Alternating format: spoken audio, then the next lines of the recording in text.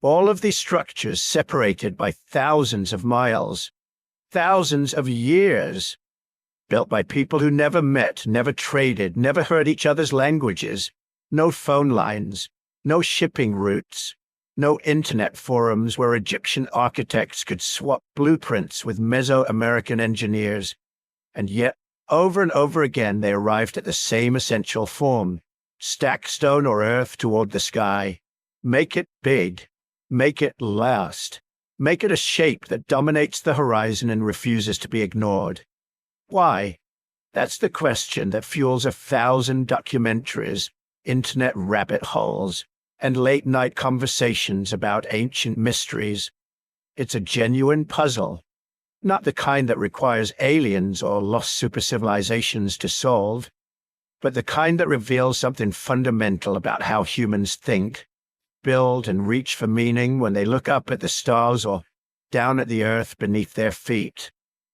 Now, let's be clear, not literally every ancient civilization built pyramids. The Indus Valley cities of Harappa and Mohenjo-Daro built sophisticated urban grids and citadels, but no pyramids. Mycenaean Greece preferred palaces and tholos tombs. Plenty of complex societies chose other ways to make their mark. But the pattern is striking enough, widespread enough, and consistent enough that demands explanation. Why did so many unconnected cultures, working with different materials, different gods, and different ideas about death and power, independently decide that the best way to build something eternal was to build it in this shape? If you're listening to this to fall asleep, that's exactly why I make these. So maybe subscribe and tell me in the comments, where are you right now? What time is it where you are?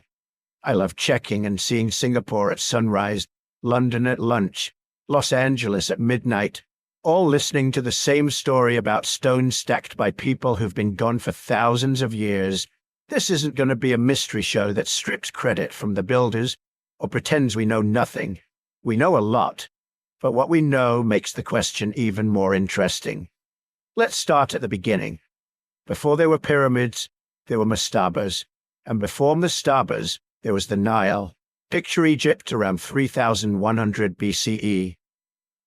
The river runs north through a narrow green corridor of life, flanked on both sides by rising desert that stretches empty and gold to the horizon. Every summer, like clockwork for thousands of years, the Nile floods. Water spills over the banks, deposits rich black silt across the fields, then retreats. The Egyptians plant, harvest, and live their lives on that thin strip of fertility. But when they die, they're carried west, up onto the high desert plateau where the floodwaters never reach, where the ground stays dry and the dead stay undisturbed. On that plateau, near the edge where desert meets cultivation, the first kings and elites of United Egypt built their eternal homes. Not pyramids, not yet. Mastabas, low rectangular platforms of mud brick, flat-topped, maybe 3 or 4 meters high, built over deep vertical shafts that drop down into underground burial chambers. The word mastaba comes from the Arabic word for bench. That's what they looked like from a distance, big benches of brick sitting out on the empty sand. But they weren't simple. Even the earliest royal mastabas at Saqqara, built just after 3000 BCE, were massive.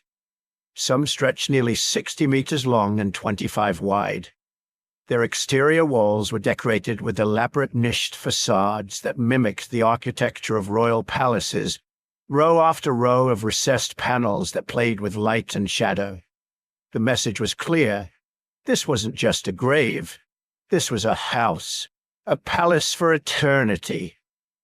Inside, these structures were honeycombed with rooms, dozens of chambers packed with supplies, stone vessels by the thousands, tools, furniture, preserved food, beer jars, clothing, everything the dead might need in the next life. Some mastabas had offering chapels built into the superstructure, complete with false doors carved into the stone, doorways that existed only symbolically, so offerings of bread and beer and incense could pass through to nourish the spirit inside. Because the Egyptians believed the person didn't end at death. They believed in the ka, the life force that needed a dwelling and sustenance.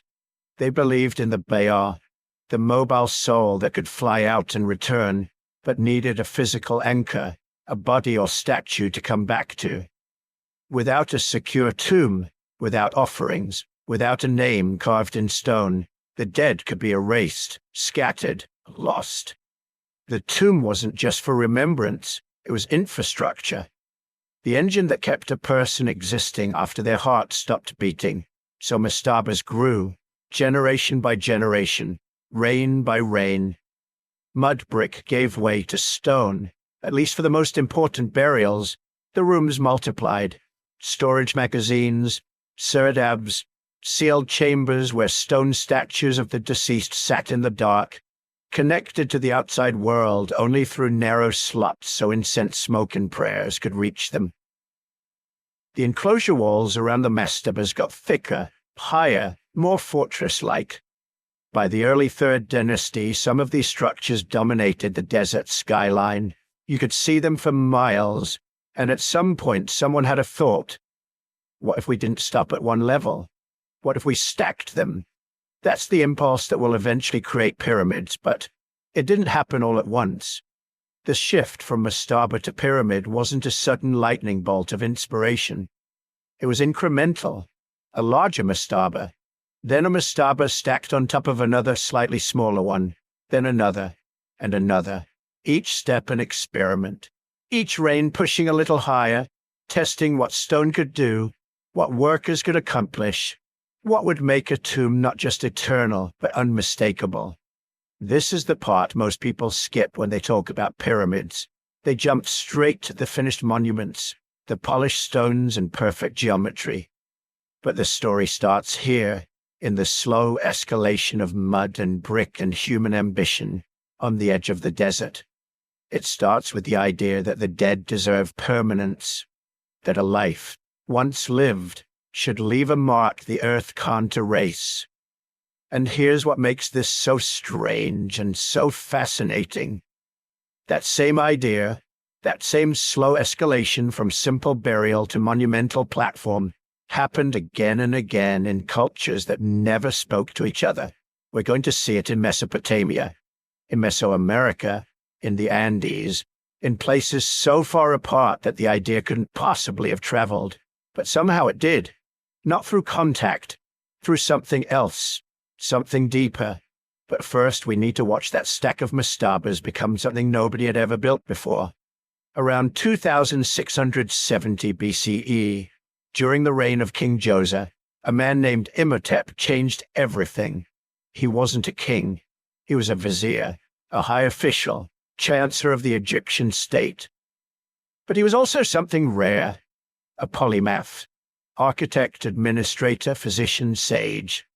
Later centuries would remember him as a healer and a genius. 1,000 years after his death, scribes would pour offerings to him before beginning their work. 2,000 years later, he'd be worshipped as a full god of wisdom and medicine, his cult spreading across Egypt and eventually merging with the Greek god Asclepius. But in his own lifetime, he was tasked with building a tomb for his king, and what he built became the first colossal stone structure in human history, the step pyramid of Saqqara, roughly 60 meters high, 6 massive tiers stacked like platforms ascending toward the sky, a shape the world had never seen before. But it didn't start that way. Archaeology tells us the design changed during construction, not once, multiple times. It started as a simple stone mastaba, square, maybe 8 meters tall, about 60 meters on each side. Substantial, but not revolutionary. Just a stone version of what had been built in mud brick for generations. Then, for reasons we can only infer, Imhotep or Giza or both decided it wasn't enough. The mastaba was enlarged. Stone blocks added to extend it outward, making it bigger, heavier, more dominant on the plateau. Still not enough. The next phase went vertical. The square mastaba became a 4-step pyramid, each tier smaller than the one below, creating a staircase effect. Then, in the final iteration, 2 more steps were added. The structure grew asymmetrical, rectangular rather than square, with 6 distinct levels rising in diminishing tiers. The base stretched roughly 121 by 109 meters, the whole thing oriented east to west, its bulk pressing down on a labyrinth of chambers and corridors carved deep into the bedrock below. What this means is that Imhotep was improvising, experimenting in real time with millions of limestone blocks. There was no blueprint inherited from a previous era, no tradition of monumental stone architecture to draw on. Every decision, how to lay the courses, how to stabilize the structure, how high they could safely build, was being figured out as the work progressed. The blocks themselves were small, closer to mud bricks in size than the massive stones that would be used in later pyramids. They were laid in horizontal courses initially, then shifted to inward-leaning accretion layers that pressed toward the center, distributing weight and preventing collapse. This was engineering at the edge of what was possible, and it required more than just stone. The pyramid sits at the heart of a vast mortuary complex, roughly 40 acres enclosed by a limestone wall, more than 10 meters high and over a mile in total length. That wall alone is staggering. Its outer face is carved with hundreds of niches, imitating the palace facade architecture of earlier mastabas but magnified to fortress scale. There are 14 gates carved into it. 13 are false, solid stone doorways that lead nowhere. Only one, tucked into the southeast corner, actually opens, and even that entrance is narrow, indirect, designed to funnel visitors through a long colonnade before revealing the open courtyard within. Inside the enclosure, the architects built an entire world in stone.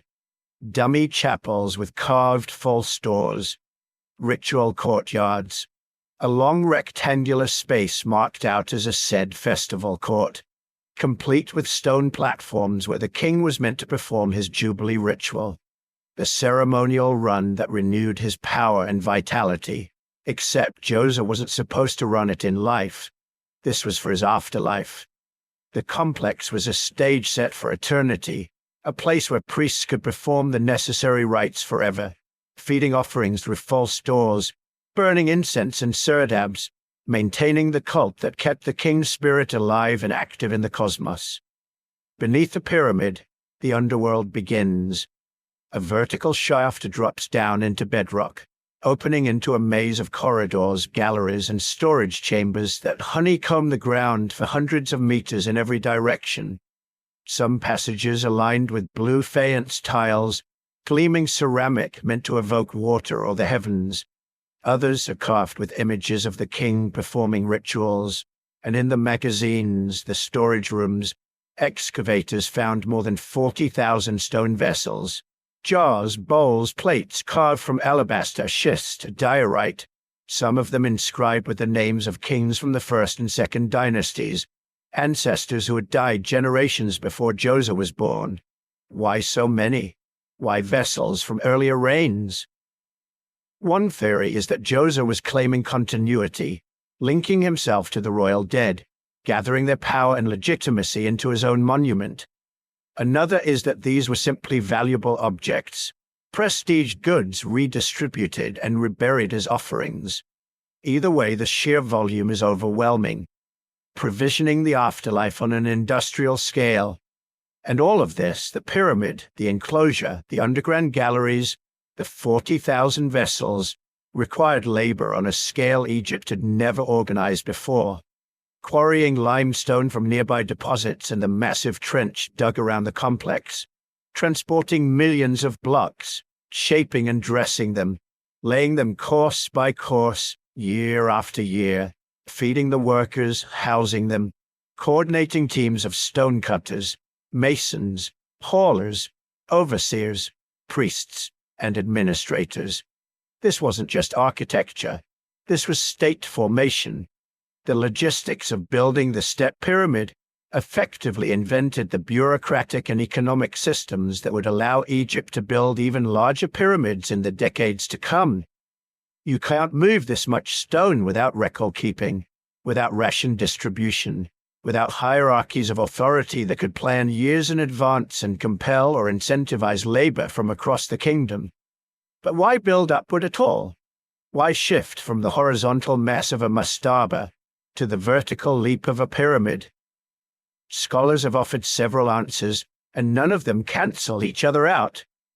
The steps could be a literal stairway, a physical mechanism for the king's spirit to ascend toward the circumpolar stars, the eternally visible, never-setting constellation the Egyptians associated with immortality. Or the form could represent accumulated power, a stack of mastabas signifying generations of royal authority compressed into a single monument. Some have suggested it's a stylized version of the primordial mound, the first land that emerged from the waters of chaos at the beginning of creation. In that reading, the pyramid is cosmic architecture. The king becomes the mound, his tomb the axis where earth touches eternity. The Egyptians themselves left no single explanation, and maybe that's the point. The step pyramid isn't a riddle with one answer. It's a statement so monumental that it holds multiple meanings at once. Tomb, temple, stairway, mountain, palace, engine of the afterlife cult. A machine made of stone to keep one man's name and spirit alive forever. And it worked. Djoser and Imhotep are still here, still remembered, 4,600 years after the last block was laid. But this was only the beginning, because once Egypt proved you could build a stairway to the stars, the question became, what if you made it smooth? Sneferu inherited a kingdom that knew how to build pyramids, but his father, Huni, had left him something else, a problem. Somewhere around 2600 BCE, construction was underway on a massive 7-step pyramid at Meidum, about 100 kilometers south of Saqqara. Whether it was Huni who started it, or Sneferu who began and then modified it, the archaeological record doesn't give us certainty. What we do know is that at some point, maybe midway through Sneferu's reign, someone made a bold decision. They would transform the stepped structure into a smooth-sided pyramid, filling in the terraces with packing blocks and encasing the whole thing in fine limestone. Then something went wrong. The outer casing collapsed. Maybe during construction, maybe shortly after completion. The exact timing is debated, but the result is unmistakable. Today, the Meidum Pyramid looks like a 3-tiered tower rising from an enormous mound of rubble, the broken remains of its smooth outer shell lying in heaps around the base. Somewhere in the transition from step pyramid to true pyramid, the engineering failed. The packing stones weren't bonded properly to the core, or the foundation couldn't support the added weight, or the angle was too steep. Whatever the cause, tons of limestone came crashing down, and Sneferu learned. At Dashur, about 40 kilometers north, he tried again. The pyramid that resulted is one of the strangest monuments in Egypt. The Bent Pyramid. It rises from the desert at a confident, aggressive angle of roughly 54 degrees, its lower courses climbing steep and sharp. Then, about halfway up at around 47 meters, the angle changes, abruptly. The slope shifts to a much gentler 43 degrees, giving the structure its distinctive broken profile as if the builders suddenly lost their nerve. They probably did. Not because of cowardice, but because of cracks. Most Egyptologists interpret the angle change as a response to structural instability discovered during construction. The steep lower slope was generating too much stress. The core blocks were shifting. Cracks appeared in the internal chambers. Rather than risk a catastrophic collapse like the one that may have already happened at Meidum, the architects made a real-time adjustment. They changed the angle, reduced the load, and finished the pyramid at a safer slope. This is trial and error on a monumental scale. A king commanding millions of man-hours and uncountable blocks of limestone, and his engineers are figuring out the physics as they go. The bent pyramid stands as a frozen record of that learning process, a visible scar where ambition met the limits of contemporary understanding and had to compromise. But Sneferu didn't stop. Less than 2 kilometers away, he started a third pyramid. This time, he applied everything learned from the previous failures. The Red Pyramid, named for the reddish limestone of its core, rises to about 105 meters, with a base stretching 220 meters on each side. Its slope is 43 degrees from bottom to top. No angle change, no structural drama. Just smooth, consistent geometry, ascending toward a capstone. This is Egypt's first successful true pyramid. The first time a royal tomb achieved the pure triangular form that would define the next century of construction. Sneferu's architects had finally solved the equation. They knew how to lay foundations deep enough to bear the weight, how to bond core and casing stones so the outer shell wouldn't shear away, how to angle the sides steeply enough to be visually dramatic but gently enough to remain stable. And then Sneferu died. His son Khufu inherited a kingdom that knew how to build the impossible. Around 2560 BCE, on the Giza plateau overlooking the Nile Valley, construction began on what would become the largest pyramid ever successfully completed in ancient Egypt. The Great Pyramid, originally 146.5 meters tall, base covering more than 13 acres, each side roughly 230 meters long. An estimated 2.3 million stone blocks, most weighing between 2 and 15 tons, some of the granite blocks in the king's chamber exceeding 50 tons. The precision is staggering. The base is leveled within about 2 centimeters across its entire length. The sides are aligned to the cardinal directions with an accuracy of about 3 arc minutes. This isn't rough approximation. This is deliberate, methodical engineering executed over decades with tools we'd consider primitive. Copper saws and chisels, stone hammers, wooden sledges and rope. No pulleys, no wheels for heavy transport, no iron. Inside, the layout becomes a vertical journey. The original entrance, hidden high on the north face, opens into a narrow descending passage that plunges down into the bedrock beneath the pyramid, ending in an unfinished subterranean chamber. But partway down, another passage branches upward. The ascending passage, barely a meter wide and just as tall, climbs at a steep angle through the pyramid's mass. Then it suddenly opens into the Grand Gallery, a corbelled corridor nearly 9 meters high and 47 meters long, its walls leaning inward in overlapping courses that distribute the weight of millions of tons of stone pressing down from above. At the top of the Grand Gallery, a low passage leads into the king's chamber, a rectangular room lined entirely with red granite. In the western end sits a lidless granite sarcophagus, rough cut, undecorated, slightly too large to have been brought through the passages after the chamber was sealed.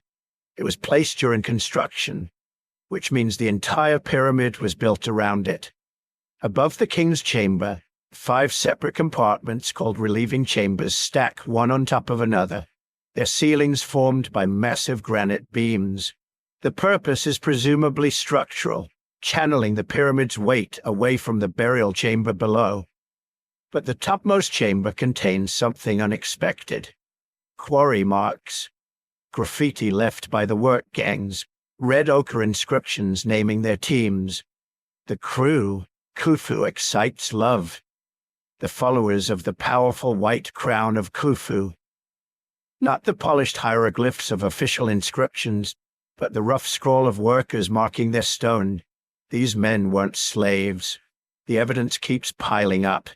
Workers' villages near Giza with housing, bakeries, breweries, graffiti naming teams with pride, skeletal remains showing healed injuries, medical care, diets heavy in meat and bread. This was organized, rotating labor. Farmers working during the flood season when fields were underwater. Skilled masons brought in for specialist tasks. perhaps 20 to 30,000 people at peak construction, fed and housed by a state apparatus that could mobilize resources across the entire kingdom. But how did they actually build it? The mainstream model involves ramps, straight ramps running up one face, or zigzagging ramps wrapping around the structure, or internal ramps spiraling up through the core, or some combination of all three depending on the height and phase of construction. Blocks quarried nearby or brought by boat from across the Nile, hauled on sledges, possibly with water poured on sand to reduce friction, lifted with levers, rocked into place, fitted and adjusted course by course. The broad strokes are clear, the details remain debated. No one has found definitive evidence of ramp configurations at Giza itself, though traces survive at earlier pyramids. How they raised the final quarters 140 meters up, how they maneuvered 50-ton granite beams through narrow passages. These questions don't have universally accepted answers. Recently, muon tomography detected a large void above the Grand Gallery. Its purpose, if it has one, is unknown. And then there's the question of meaning. Why smooth sides instead of steps?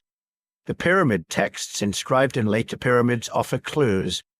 Some spells describe the king ascending a stairway to join the stars. Others invoke the sun god Ra, whose rays pierce downward to earth. A smooth-faced pyramid, especially when covered in gleaming white limestone and capped with a gilded pyramidion, could represent both.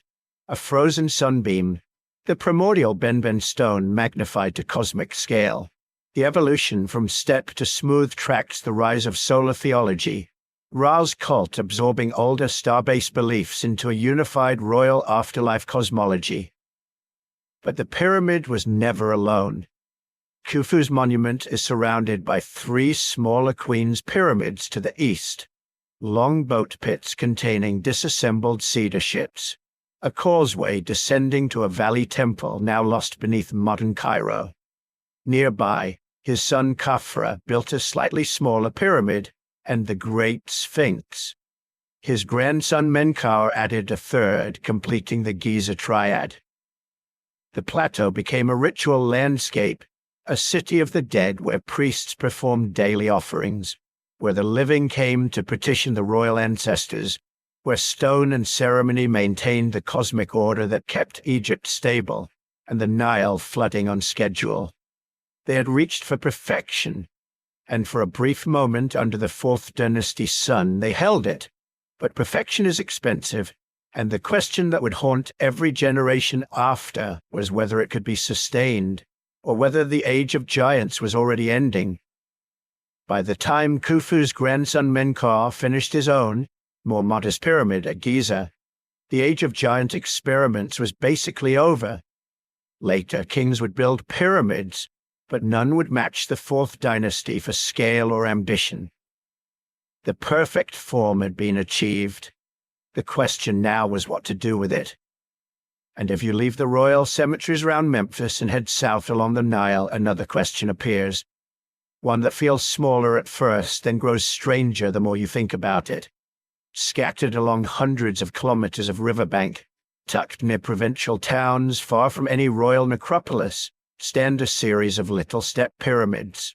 Not one vast monument dominating the horizon, but at least 7 tiny rough masonry cousins.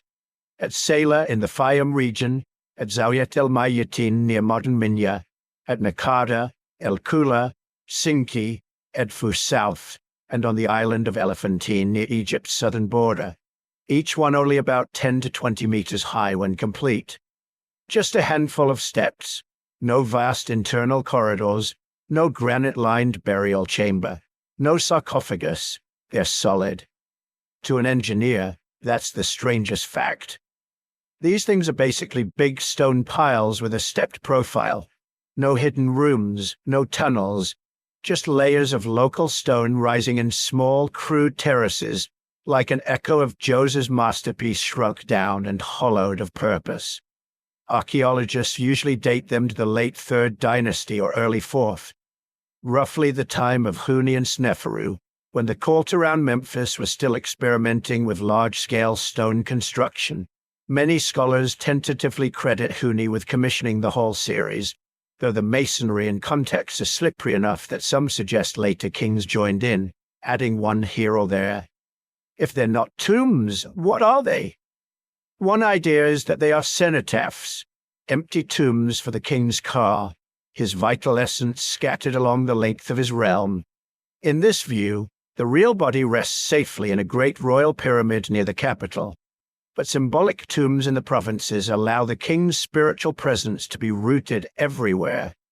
Wherever you look, there he is, stepped stone climbing toward the sky. Another school of thought sees them as political statements, markers of royal authority placed in key administrative centers after the unification of Upper and Lower Egypt.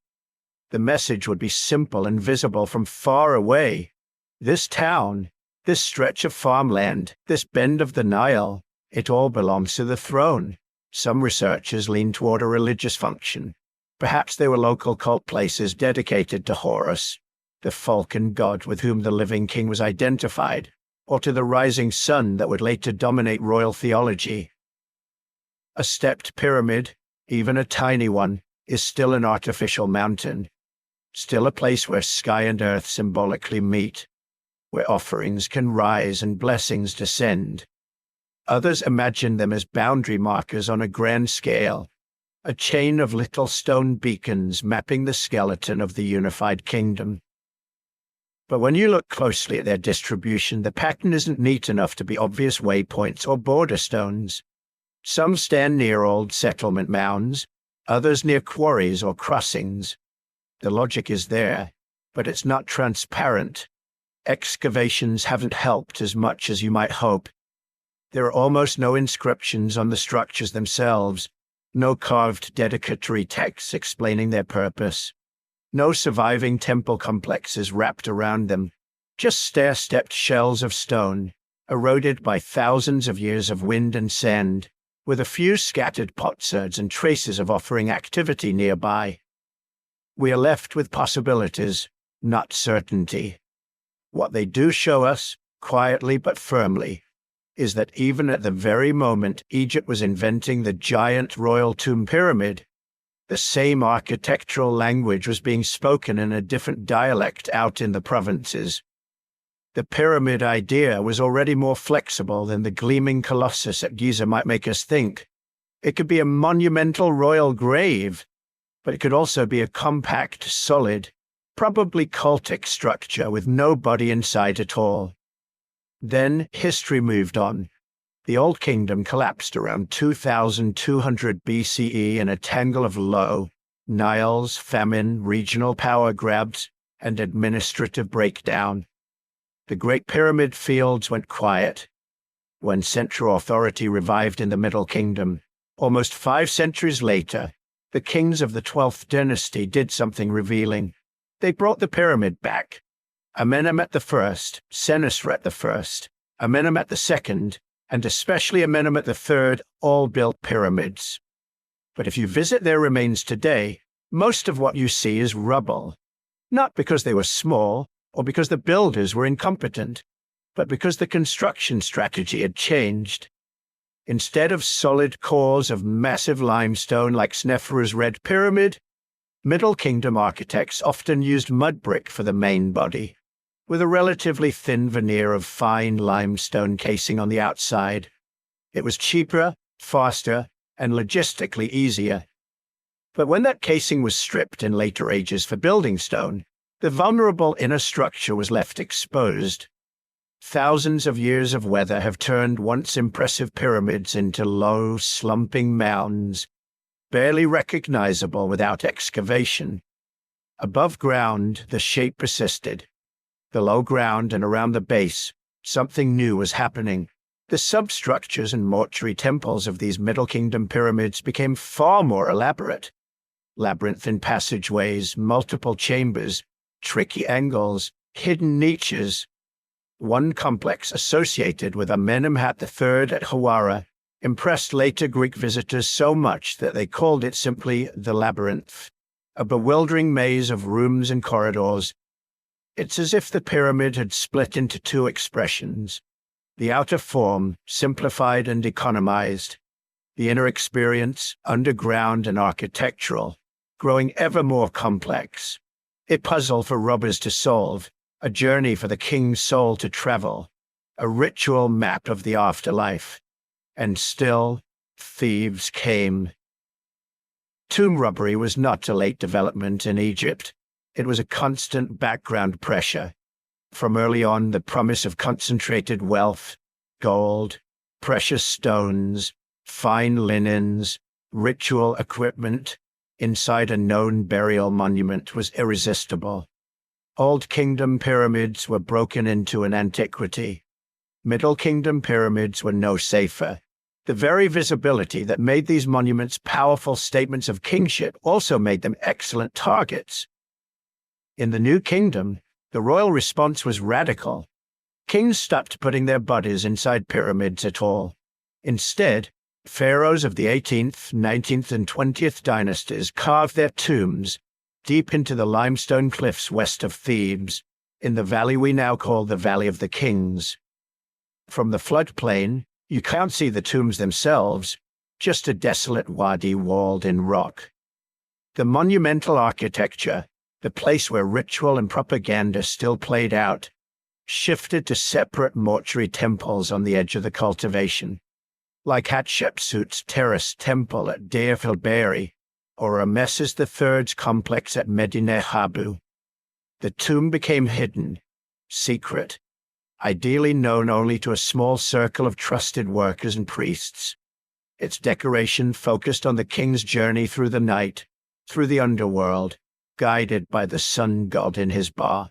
Labyrinths of corridors now tunneled through rock instead of mud brick cores. And yet, even here, pyramid symbolism never entirely vanished. If you stand in the Valley of the Kings and look up, one peak dominates the skyline, a sharp, conical mountain called El Kern. Its profile is uncannily pyramidal, rising above the clustered tomb entrances like a natural stone pyramid, placed by geology instead of kings. Many Egyptologists think this was not an accident of taste. By placing their hidden tombs under a mountain that already looked like a pyramid, New Kingdom rulers could tap into the old symbolism without advertising the exact location of their graves. Meanwhile, among the people who actually dug those tombs, the pyramid quietly came back in miniature. At Deir el-Medina, the village of royal craftsmen and artisans who carved and painted the pharaoh's sepulchres, private tombs often had small brick pyramids built above their chapels, a narrow, steep little pyramid, sometimes topped with a stone pyramidion painted with solar or funerary motifs, sat over a modest cult space. The actual burial lay down a shaft nearby or beneath. These structures were tiny, often no more than a few meters on a side, but their form was unmistakable. Ordinary scribes, foremen, and painters were claiming in reduced scale the same shape that had once been the exclusive privilege of god-kings. The pyramid had become a personal memorial, a focus for family offerings, a way to mark a life and ask for a good place in the next world.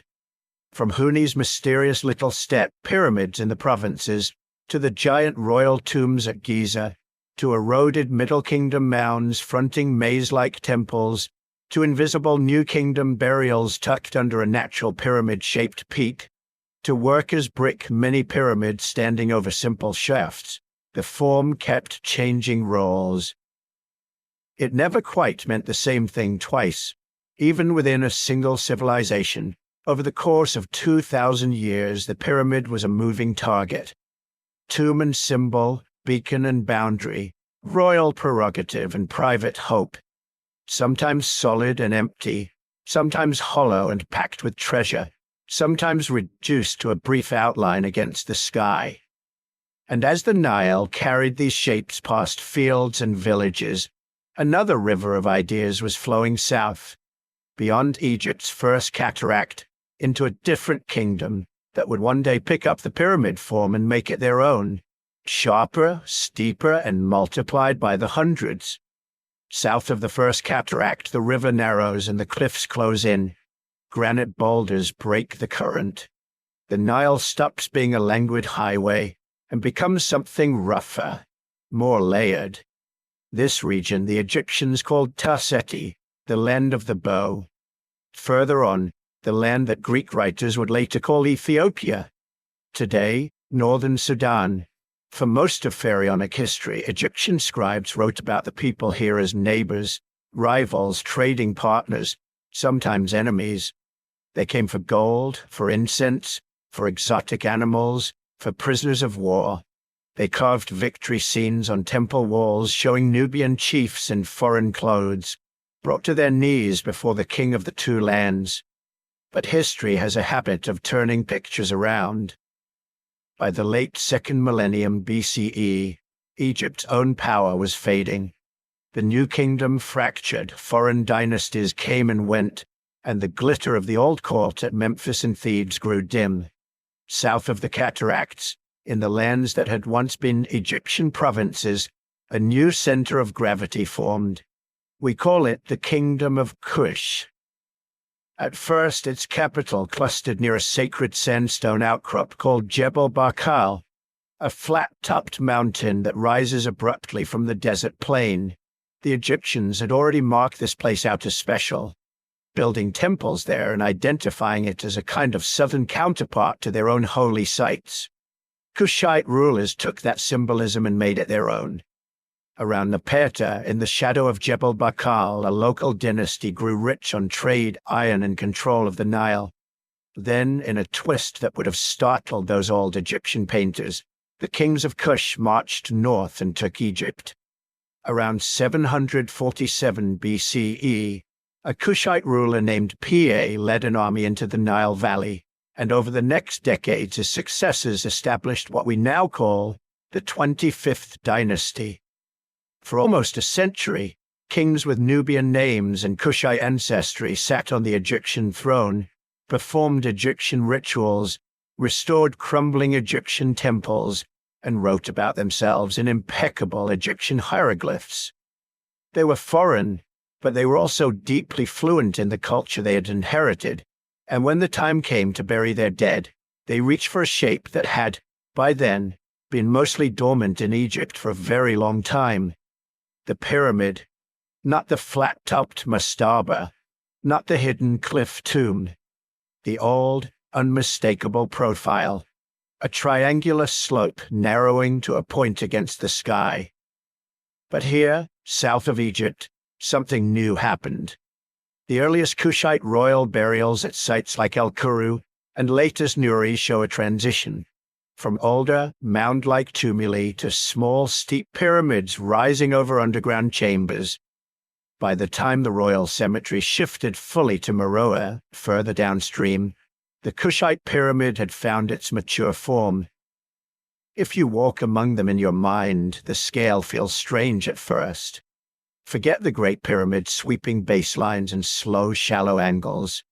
Nubian pyramids are much smaller in footprint, often just a few meters wide at the base, rising sharply to heights of 10, 20, maybe 30 meters at most.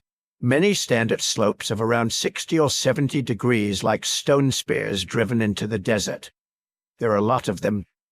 Across the royal fields at Napata and especially at Meroe, archaeologists count more than 200 Nubian pyramids, more in total than in all of Egypt. At Meroe alone, 3 main cemeteries, north, south, and west of the ancient city, hold well over 100 steep, narrow monuments crowded together on low ridges of sand. Seen from a distance, they look like a jagged forest of triangles, each one casting a thin shadow. Up close, another difference appears. These are not massive, solid limestone mountains like Sneferu's great projects. Most Kushite pyramids have cores of roughly laid stone rubble or brick, faced in sandstone blocks, their outer surfaces once plastered smooth and likely painted. Time and erosion have chewed away much of that outer skin, but enough remains to show careful masonry, not just piled rock, and they are not empty symbols. Each Nubian pyramid, or at least each royal and elite one, is paired with a small chapel attached to its eastern face. The chapel is often a simple rectangular room opening toward the rising sun, with a doorway framed by carved sandstone. Step inside in imagination and the walls come alive. Relief panels show the dead king or queen standing before gods who would be instantly familiar to an Egyptian priest of the New Kingdom. Osiris, lord of the underworld; Isis, the mourner and magician; Anubis with his jackal head; falcon-formed Horus, the sun disk with its encircling cobra. There are offering tables piled with bread and fowl, jars of beer and wine, lines of priests and attendants bringing gifts. But look more closely. The royal figures wear Kushite crowns, heavy earrings, distinctive jewelry. Their names, carved in cartouches, are those of Kushite rulers. In some chapels alongside Egyptian hieroglyphs appear signs of a different script entirely. The cursive strokes of Meroitic writing, the indigenous language of the kingdom. Local deities slip into the pantheon, regional titles into the text. What you are seeing is not simple imitation, it's translation. Kushite elites took the Egyptian idea of the pyramid tomb complex, the external marker above, the burial chamber below, the ritual chapel for ongoing offerings in between, and rebuilt it in their own landscape, their own materials, their own style.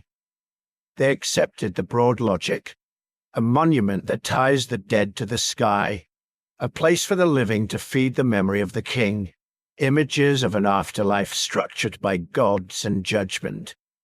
But they changed the accent. The steepness of the pyramids, the clustering of dozens of monuments on relatively small burial hills, the specific mix of Egyptian and local religious imagery. These choices turn the form into something distinctively Kushite. Over roughly 1,000 years, from about the 8th century BCE into the 4th century CE, while Egypt's own royal pyramid tradition remained a distant memory, the people of Kush kept building them. The style did not stand still. Early Napatan monuments tend to be simpler, with stronger echoes of Egyptian prototypes. As time goes on, chapels at Meroe become more elaborate. Reliefs grow more crowded, compositions more inventive. Inscriptions shift gradually from purely Egyptian hieroglyphs toward Meroitic script, signaling not just a change in artistic fashion, but in written language and identity. The underground tombs themselves evolve, multiple chambers, different arrangements of sarcophagi and grave goods, varying blends of Egyptian, Nubian, and later influences. From El Kuru to Nuri to Meroe, you can trace a line of experimentation. A borrowed architectural idea is not frozen. It breathes, adapts, sprouts local branches. The pyramid, carried south centuries earlier as the prestige form of a northern empire, becomes the emblem of another kingdom's own religious and political life. And then, long after the last Kushite king was laid to rest under a steep sandstone cone, the monuments faced a new kind of danger. In the 1830s, an Italian treasure hunter named Giuseppe Fellini arrived at Meroe with a simple assumption. If the Egyptian pyramids had once housed gold and royal jewelry, surely these southern pyramids did too. Lacking patience for careful excavation, he chose a more direct method. He blew the tops off. Using explosives, Fellini and his workers hacked into pyramid after pyramid, cutting off their pointed crowns, digging down from above in search of hidden chambers and hoards. In at least one case, he found spectacular treasure. A queen's jewelry so intricate and refined that European collectors initially refused to believe it came from Black Africa at all. Only when they saw the objects did they relent. The treasures sold, the damage remained. Even today, many of the pyramids at Meroe stand truncated, their summits jagged or simply gone, as if some invisible hand had lopped them off. It is a quiet, enduring record of 19th century looting, of a time when Kushite history was treated not as a civilization's memory, but as a quarry for curiosities. So the story of these pyramids is double. On one side, they represent one of the clearest cases we have of cultural transmission. A society sees a prestigious monument in a powerful neighbor, adopts it consciously, and then reshapes it over centuries into something linked but new. No need to invoke lost continents or forgotten world-spanning builders here. The line of influence is visible, written in stone and inscription. On the other side, they remind us that adoption is never just copying. The choice to keep building pyramids in Kush, long after Egypt had moved on to different royal tomb forms, says something about how powerful that shape had become for them. A steep, compact pyramid, a chapel for offerings, an underground chamber filled with objects meant to work in the next world. This was how a Kushite king or queen should be remembered. The angle is sharper, the scale is smaller, the number is greater. The meaning overlaps with Egypt's, but is not identical. A mountain for the dead can wear more than one cultural face. As the wind shifts the sand around these broken points of stone, another question begins to surface. If a pyramid can travel from one culture to another and change so much along the way, what happens when we look even farther afield, beyond the Nile altogether, to places where no Egyptian architect ever set foot, but where the same basic shape rises anyway for different gods under different skies? To follow that question, we have to leave the Nile altogether, not just cross a border, but change rivers. Imagine turning your back on the Saharan sky and walking east, over deserts and dry plateaus, until another waterway appears. Not a single, narrow strip like the Nile, but a broad lowland where two great rivers, the Tigris and the Euphrates, wander and split and rejoin, looping through mud flats and reeds. This is Mesopotamia, in Greek simply the land between the rivers. Today, mostly Iraq, with parts of Syria and Iran. Here too humans learned to stack earth toward the sky. Long before anyone carved limestone blocks for Khufu or raised sandstone for Kushite queens, people in this alluvial plain were already lifting their sacred places above the flood. The ground here is flat, the horizon huge. There is no natural stone to quarry in the riverine heartland, only clay, endlessly replenished, endlessly malleable. So they baked it. From the Ubaid period onward, small raised platforms of mud brick supported early shrines. Over centuries those platforms grew. As villages swelled into cities like Uruk, Ur, and Babylon, the low podiums under their temples thickened and tiered, lifting the holy rooms higher and higher above the surrounding streets. By the late 3rd millennium BCE, the shape had become something unmistakable. The ziggurat. The word comes to us through Akkadian, probably from a root meaning to build high, to raise. In its mature form, a ziggurat is a massive terraced tower, a solid mountain of sun-dried bricks, reinforced with layers of reeds and rubble, its outer skin faced with harder fired bricks, sometimes glazed in shining colors. Each level steps back from the one below, creating a series of receding platforms stacked toward the sky. From a distance, it looks like a staircase that has forgotten what it was supposed to be attached to and simply climbs into emptiness. One of the clearest examples we have is a city with a name that already feels familiar from other stories. Or, sometime around 2100 BCE, a king named Ur-Nammu decided to remake his capital Sacred Heart. Ruler of what we call the Third Dynasty of Ur, he commissioned a new temple complex for the city's patron deity, the moon god Nana, Sin, as later Babylonians would call him. At the center of that complex he ordered a ziggurat. Try to picture it as it would have looked when the bricks were fresh.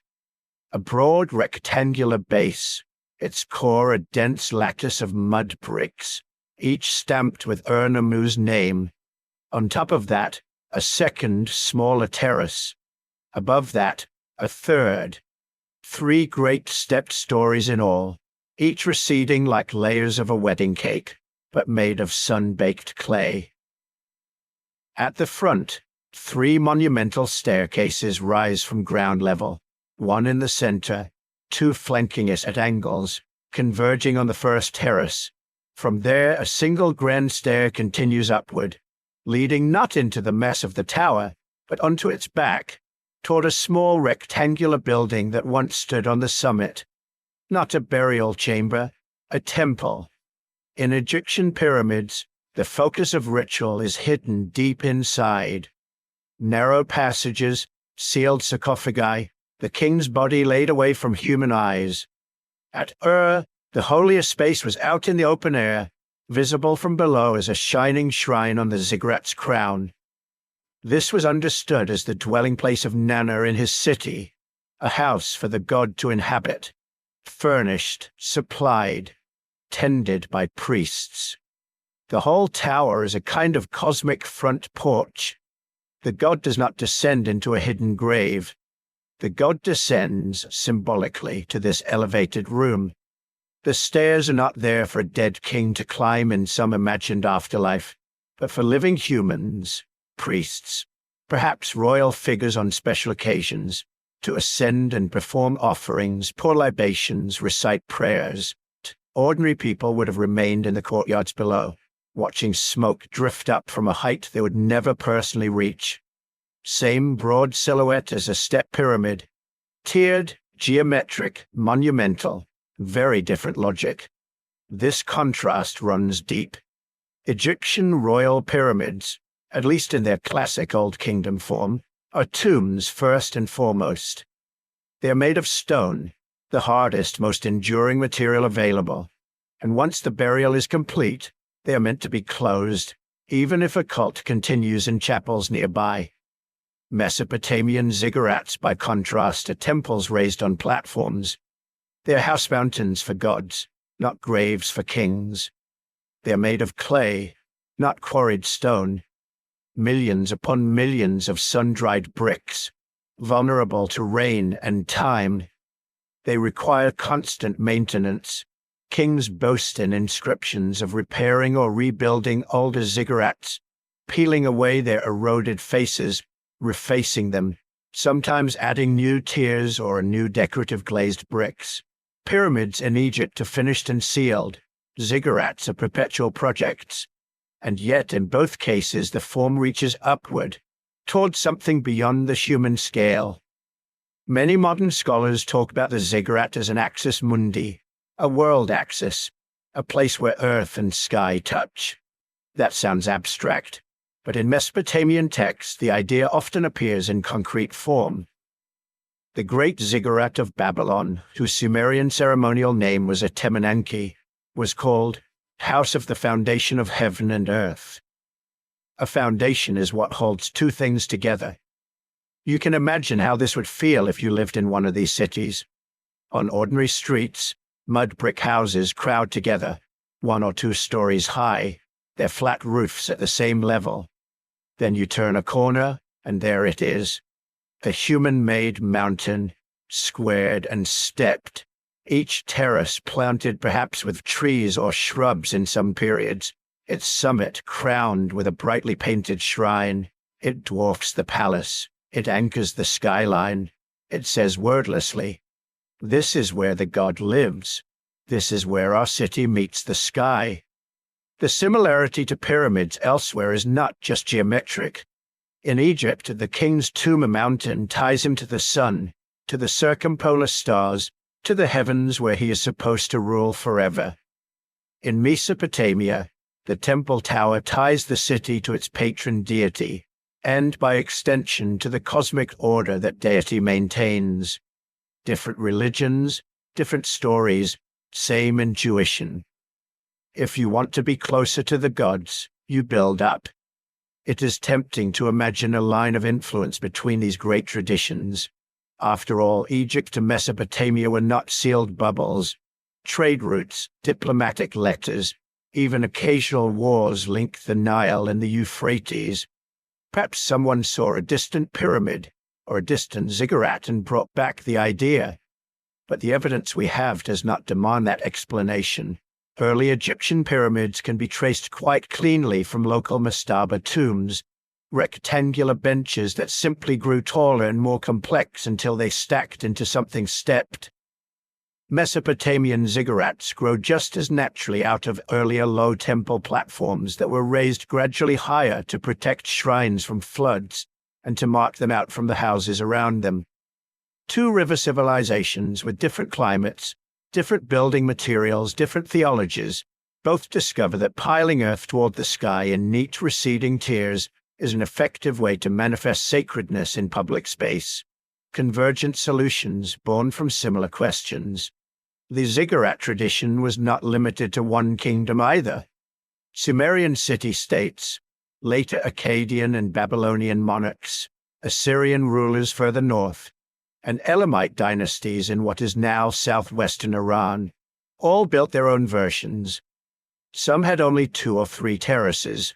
Others, like Etemenanki at Babylon in its later form, may have reached 7 levels.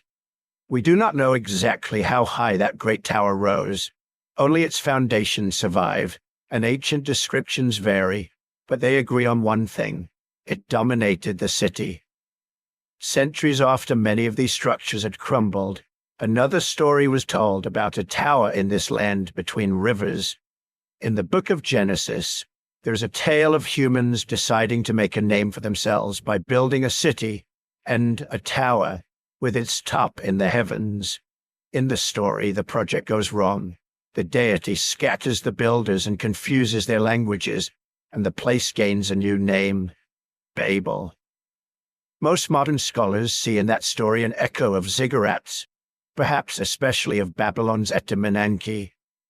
To later visitors from the West, the idea of a giant artificial mountain reaching toward the sky, built by people who all spoke the same tongue, it must have lingered in the imagination. By the time that memory was set down in Hebrew, the bricks of many original towers had already been reused, their shapes softened back into the mud from which they'd come. But the image of a stepped ascent, a stairway for gods and for hubristic humans, remained. So now our picture of the world's pyramids has gained another family.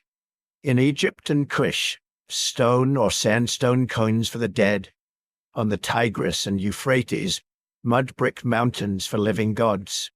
Independent traditions, born from local needs and landscapes, converging on a similar grammar of height and geometry.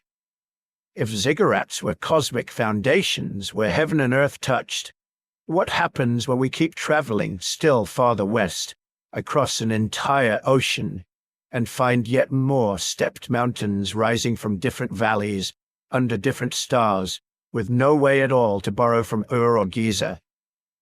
When you follow that last question, the map in your mind has to stretch again, past the Levant, past the Mediterranean, past any coastline that people of Ur or Memphis ever imagined, over an expanse of water so wide that for most of human history, it might as well have been another sky. Across the Atlantic, on the far side, another set of rivers, another chain of mountains, different constellations wheeling overhead, a world where maize, not wheat, becomes the grain of life, where jaguars and quetzal birds, not lions or ibises, stalk the sacred stories, and here too people start piling earth into mountains. The really striking part is that there is no credible evidence of contact between Egypt or Mesopotamia and these lands in the deep past. No ancient Phoenician fleets, no lost Atlanteans bringing blueprints. Just separate populations descended from the same remote ancestors, reinventing monumental geometry on their own. One of the earliest places we see it in this hemisphere is an island of higher ground in a swampy coastal plain in what is now southern Mexico, La Venta. Around the first millennium before our era, people we call the Olmec turned this low rise into the heart of a ceremonial center. They shaped plazas, buried mosaics of green stone, raised colossal heads that still gaze sleepily out of the soil, and they built a pyramid. If you could peel back the jungle and the centuries of erosion, the Great Pyramid of La Venta would come into focus as a huge earthen mound, about 34 meters high, roughly 110 feet. Rectangular in plan, originally stepped, it contains something like 100,000 cubic meters of fill. It is not stone-faced, not sharp-edged in the way we tend to picture pyramids. It is more like an artificial hill, compressed out of basket loads of earth, layered and compacted until it towers above the marshes. We do not have a clear written record for what the Olmec called it, or exactly what rituals played out on its summit. That knowledge went into the ground with them. But from the layout of the site, processional ways, offerings placed along axes, alignments that seem to track the movement of the sun, it is hard to escape a familiar impression. This, too, was a man-made mountain, a place where earth reached up toward the sky, and where whatever beings the Olmec revered were invited to meet them halfway. From La Venta onward, the shape spreads. Successor cultures in central and southern Mexico, and into what is now Guatemala, Belize, Honduras, and El Salvador, inherit and transform the idea of the raised platform. Over more than 1,000 years, modest mounds swell into vast complexes.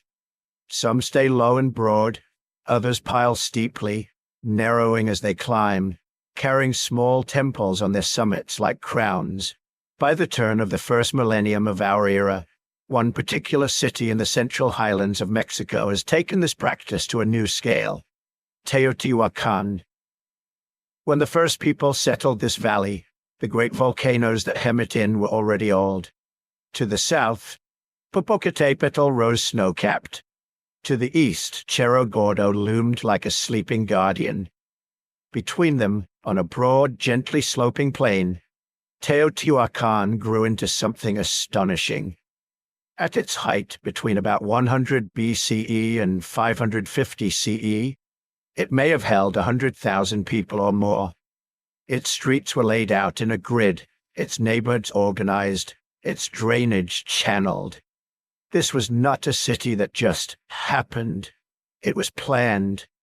The heart of that plan is a broad processional avenue running roughly north-south, the Avenue of the Dead. Along its length, plazas open like lungs. On either side, stepped platforms and multi-story apartment compounds rise in careful rows, and dominating the whole northern half of the city are two pyramids that seem to bring the surrounding mountains into human scale: the Pyramid of the Sun and the Pyramid of the Moon. Today, the Pyramid of the Sun stands about 65 meters high, around 200 feet, with a base roughly 220 meters on each side.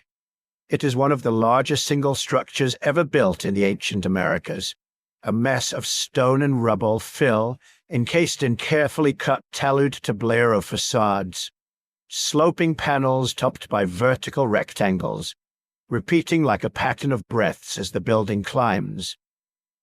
To its north, anchoring the end of the Avenue of the Dead, the Pyramid of the Moon rises on a slightly smaller scale, echoing the shape of Cerro Gordo behind it so closely that the hill and the monument almost rhyme.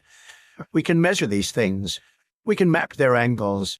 Note that the city's grid is skewed slightly from true north, perhaps to align with particular celestial events or the setting of the Pleiades. We can excavate offerings buried at key points in their construction: obsidian blades, jade, shell, sacrificed animals, and, in some cases, human remains. What we cannot do, at least not yet, is read the builder's own explanation. Teotihuacan left murals filled with symbols, and there are a few borrowed glyphs from later scripts, but nothing like the self-narrating inscriptions carved on an Egyptian pyramid's chapel or a Babylonian king's foundation brick.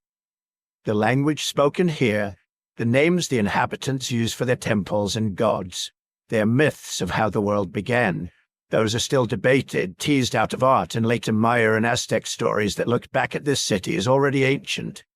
So the Avenue of the Dead remains in some sense an avenue of questions. We see that these pyramids were not isolated tombs hidden in the desert. They fronted onto plazas that could hold thousands, even tens of thousands of people. Their staircases are broad, their summit platforms open, a stage more than a sealed chamber. Whatever happened on those heights, It was meant to be watched. Teotihuacan was not alone in this. To the south, in the hills of Oaxaca, another city had done something equally radical with the landscape: Monte Alban. Here, the Zapotec chose not a valley floor but a ridge. They spent generations cutting and filling, literally leveling the top of a mountain to create a great rectangular plaza, 300 meters long, ringed by stepped platforms, temples, and palaces. From the plain below, Monte Alban must have seemed like a floating island of stone. On its surface, platform pyramids serve as bases for shrines and council halls, stairways rising from the plaza to the buildings above. Inscriptions carved on slabs hint at wars, alliances, lineages. But again, the pattern is clear.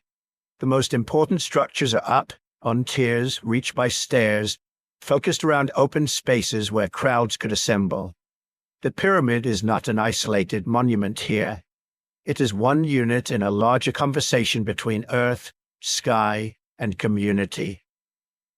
Farther east and south, that conversation takes on still more elaborate forms among the Maya.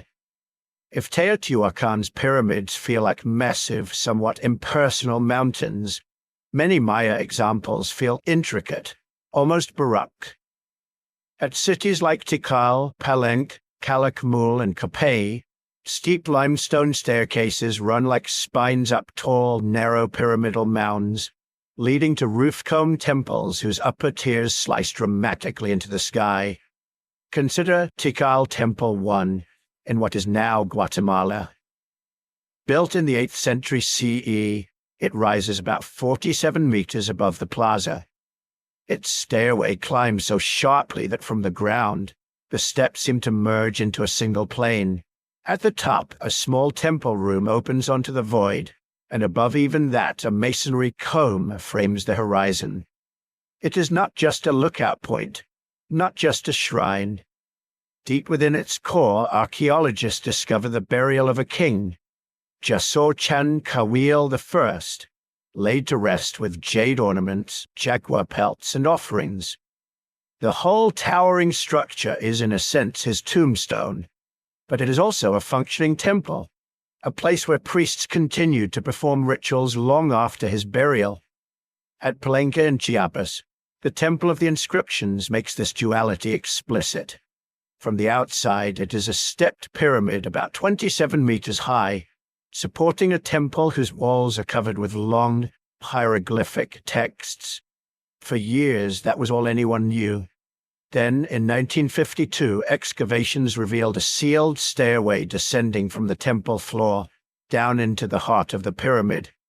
At the bottom, in a chamber deep inside the artificial mountain, lay a massive stone sarcophagus. Inside it, the remains of Bacal, Palenque's great ruler, his face covered with a mosaic jade mask, his body adorned with intricately carved jewelry. Above, the temple continued to function, its inscriptions recounting dynastic history and ritual obligations. Below, the dead king slept within the pyramid. In Egypt, the king's pyramid and the place of his funerary cult are connected but distinct. Tomb here, mortuary temple there. In Mesopotamia, the ziggurat is the god's house altogether, not a grave. Among the Maya, the two functions often fuse. Pyramid as temple, pyramid as tomb, pyramid as a vertical axis connecting the underworld, the human world, and the sky. The way these buildings came into being also differs in a telling way. If you imagine a pyramid as a single grand project, a pharaoh orders it. Thousands labor for decades. It is completed, sealed, and left to stand. That image fits fairly well for the great stone monuments on the Nile. In Mesoamerica, the story is more layered. Again and again, archaeologists have found that the impressive pyramid you see today is not the first version of itself. Beneath later facades, earlier, smaller structures hide like dolls inside dolls. At Teotihuacan, cores of older temples lurk within the great pyramids. At Maya sites, tunneling into staircases reveals previous staircases. completely buried, still bearing stucco masks or paintings that no one was meant to see again. This practice of superimposition, building a new, larger pyramid over an older one, could happen multiple times at a single spot. Each enlargement seems to mark something: the accession of a new ruler, the completion of a calendrical cycle, a major victory or dedication. A pyramid in this logic is less a finished object than a growing organism. It thickens with time, each generation wrapping its own layer of stone around the bones left by the last. The sky itself became a partner in these designs. One of the most famous examples stands at Chichen Itza in the Yucatan, the Pyramid of Kukulkan, often called El Castillo. On ordinary days, it is a well-proportioned stepped pyramid roughly 24 to 30 meters high, with 4 staircases, each with 91 steps. Add the top platform as a final step, and the total comes to 365, a neat echo of the solar year. Around the equinoxes, something else happens. In the late afternoon, as the sun angles low, the northwest edge of the pyramid casts a series of sharp, triangular shadows onto the balustrade of the main staircase. For about 3/4 of an hour, those triangles link up with a large stone serpent head carved at the base, creating the illusion of a great feathered serpent undulating down the side of the monument. Kukulkan, or Quetzalcoatl in central Mexican tradition, the feathered serpent deity, seems to visit his own temple in light and shadow.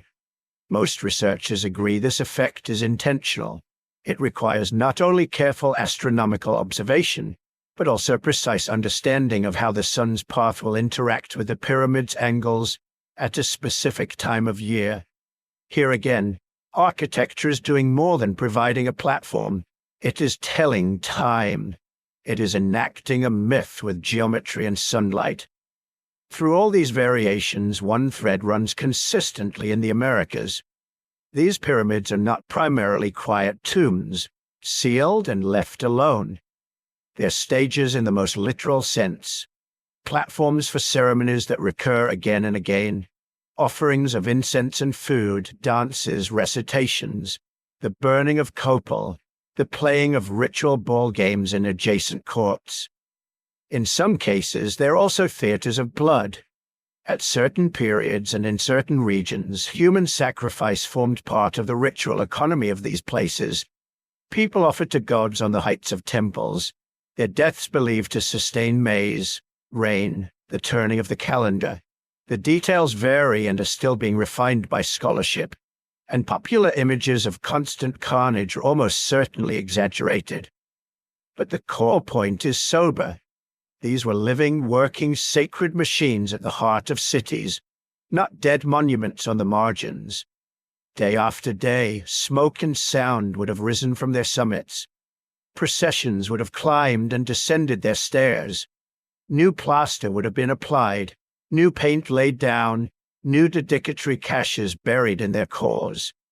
If Egyptian pyramids embody a single, monumental bet on one king's eternity, many Mesoamerican pyramids feel more like the pulse of a community, thickening, renewing, synchronizing human lives with celestial cycles. So now our map has grown again. On one side of the ocean, stone cones on the Nile, mud brick terraces on the Tigris and Euphrates. On the other, earthen hills at La Venta, vast stepped mounds at Teotihuacan and Monte Alban, steep temple tombs in the Maya lowlands, serpent-shadowed pyramids at Chichen Itza. No shared engineers, no shared scriptures, just different peoples, in different ecosystems, independently deciding that the right way to anchor their worlds is to raise a geometric mountain in the middle of their cities. And they were not alone on this continent either. If we turn our attention south along the Andes, or north into the river valleys of what is now the United States, we find yet more artificial hills and platforms, some pyramidal, some sprawling, all part of the same quiet global conversation between gravity, belief, and the human urge to build up. far to the south, along a spine of mountains that would one day be called the Andes, another tradition of raising the earth was already underway. If you could strip away the modern towns and fields and look back 5,000 years, the desert coast of what is now Peru would not seem like the obvious place for cities. Narrow river valleys cut green fingers through a landscape of sand and stone. Between them, dryness, silence, the Pacific breathing in and out. Along one of those rivers, the Supa people began to stack the land. Carol soup. Between about 3000 and 1800 BCE, long before the Inca, before the Moshi, before pottery was even common in the region, communities along this valley built something extraordinary, an urban center of plazas, temples, and great platform mounds. The platforms are not smooth white cones like Giza. They are stepped masses of stone and earth, faced with rough walls, edged with staircases. In front of them, sunken circular plazas drop into the ground like inverted cups, open to the sky. From above, the site reads almost like a diagram. Circular voids, rectangular platforms, lines of stairs drawing you from one level to another. The whole thing is geometry imposed on a desert terrace. We do not know what language the builders spoke. We do not have their myths written out, but we can see their priorities. They gathered labor from scattered farming and fishing communities and poured it into these mounds and plazas. They created a place where people could converge, descend into round courtyards, then climb stepped platforms and stand elevated above the valley floor. It is tempting to think in terms of firsts. The earliest city in the Americas, one of the oldest pyramidal complexes. Archaeology is cautious about that kind of ranking, but there is broad agreement that Carol Supe belongs among the earliest monumental landscapes in the New World. Long before anyone in this region was carving royal biographies in stone, they were already reshaping Earth to create artificial heights and depths, places where human ceremony could unfold between sky and ground. Over the next couple of millennia, farther north along the Peruvian coast, the basic vocabulary of the platform mound becomes more massive, more intricate, and more explicitly tied to political power. Cultures rise and fall in waves, among them the Moche. On a wide, dry plain near the Moche River, sometime between about 100 and 800 CE, two great adobe huacas dominated the horizon: Huaca del Sol, the Pyramid of the Sun, and Huaca de la Luna, the Pyramid of the Moon. Today, erosion and the river's shifting course have taken their toll, especially on Huaca del Sol. But even in its damaged state, you can still sense its scale. Archaeologists estimate that in its prime, it rose in 4 broad tiers to perhaps 50 meters, with a base over 300 meters long and more than 150 wide. A staggered stepped mountain made not of stone blocks, but of sun-dried bricks. Those bricks carry faint repeating marks, signs impressed before firing, different for different batches. When researchers counted them, they realized there were not just a few symbols, but dozens, perhaps hundreds, representing different communities or work groups. Labor, in other words, was mobilized across a whole region. Each group brought its quota of bricks, leaving its name stamped into the body of the pyramid. What rose from that collective effort was not a simple tomb. The Huaca seems to have served as the core of a capital, the focus of ceremonies that blended warfare, sacrifice, and fertility. Its summit probably supported elite residences and ritual spaces. Like the platforms in Mesoamerica, these Andean mounds are stages and seats of authority more than sealed stone coffins. Power in adobe, layered and relayered. Even under the later Inca, who built more with finely fitted stone than with mud brick, the impulse remained. Across the highlands and valleys they raised flat-topped ceremonial platforms, ushnus, on which rulers sat. Libations were poured, and offerings were made to the sun and the earth. Some were modest terraces in village plazas. Others were multi-tiered constructions standing at the center of imperial administrative complexes. The shape is simpler than a towering pyramid, but the logic is the same. Create an elevated, bounded space where human and sacred business can take place above the level of the everyday. If we swing our map north now over jungle and plain, past Mesoamerica, and into the wide river systems of what is now the United States, the story of raised earth changes material again, but not pattern. In the floodplains of the Mississippi and its tributaries, people have been building mounds for thousands of years. Conical burial mounds, serpentine effigies, low platforms.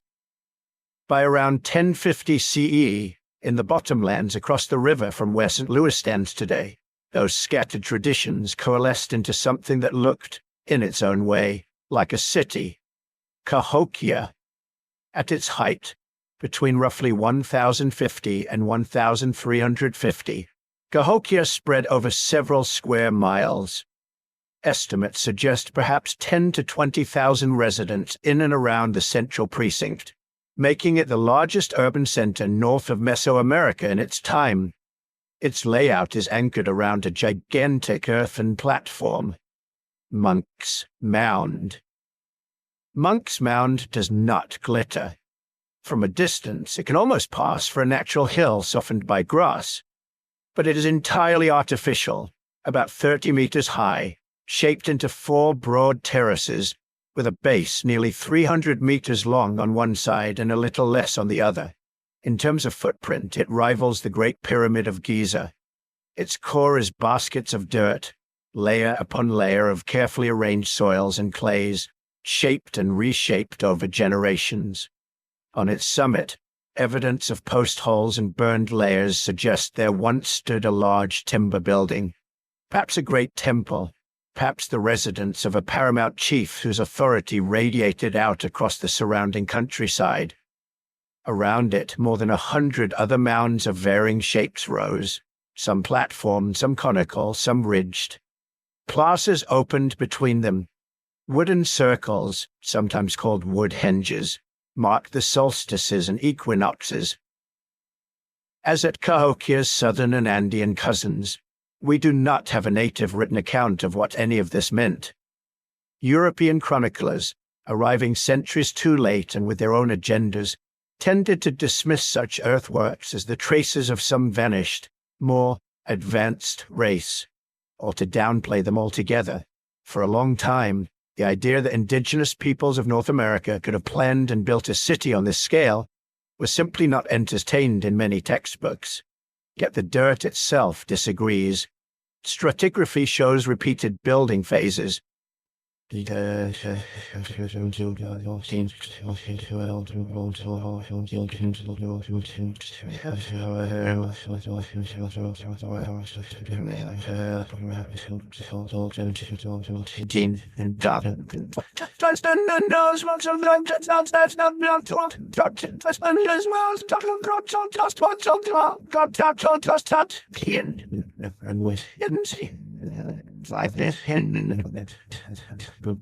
Not turning in there, not under it, and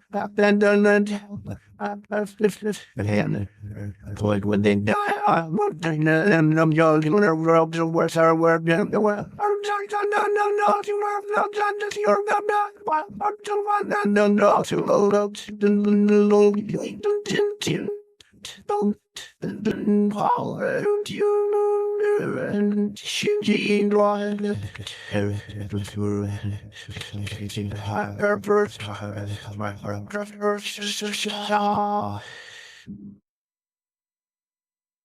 Pits and quarry scars trace where soil was dug.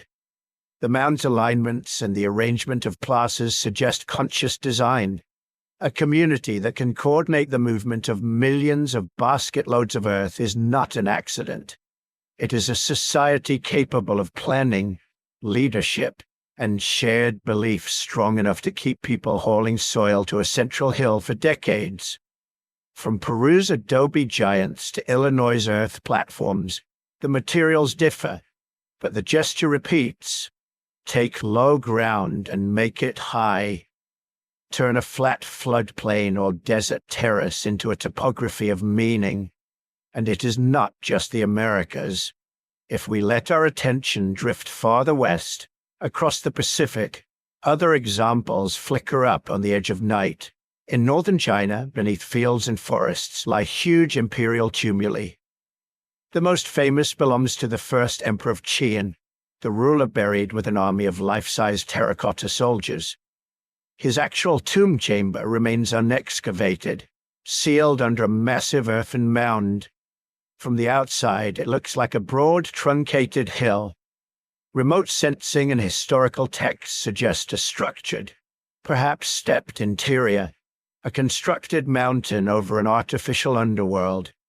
Whether we call it a pyramid, a barrow, or a tumulus, the logic is again familiar. The ruler lies at the center of a raised geometric mass, his grave anchored in an artificial elevation. Scattered across islands in the Pacific, in places like Tahiti and elsewhere in Polynesia, stone platforms called marae served as open-air temples and meeting grounds.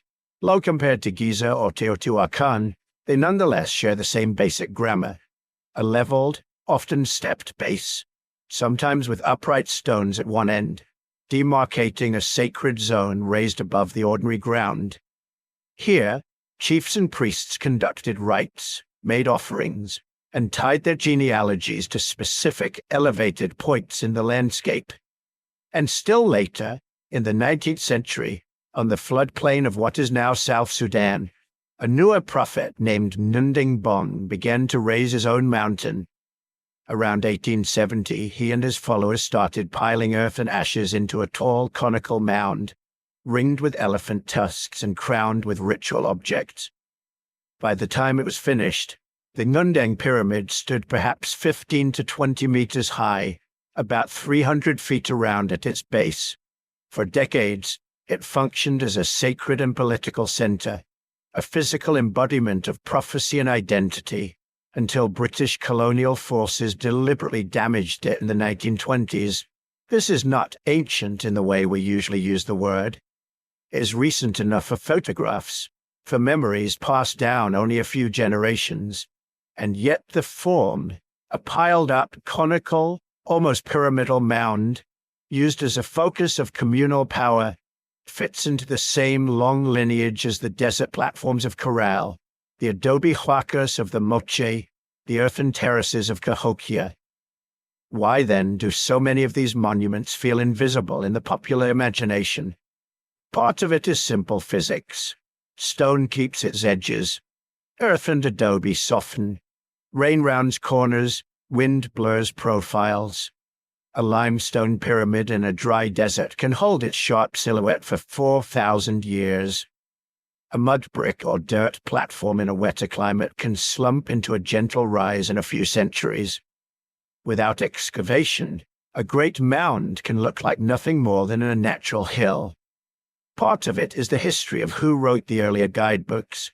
For centuries, accounts of world architecture were filtered through colonial perspectives that privileged carved stone, written inscriptions, and traditions connected, directly or indirectly, to Europe and the Near East.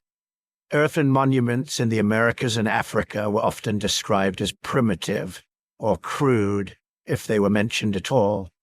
Their very materials were taken as proof that they were less sophisticated, less intentional.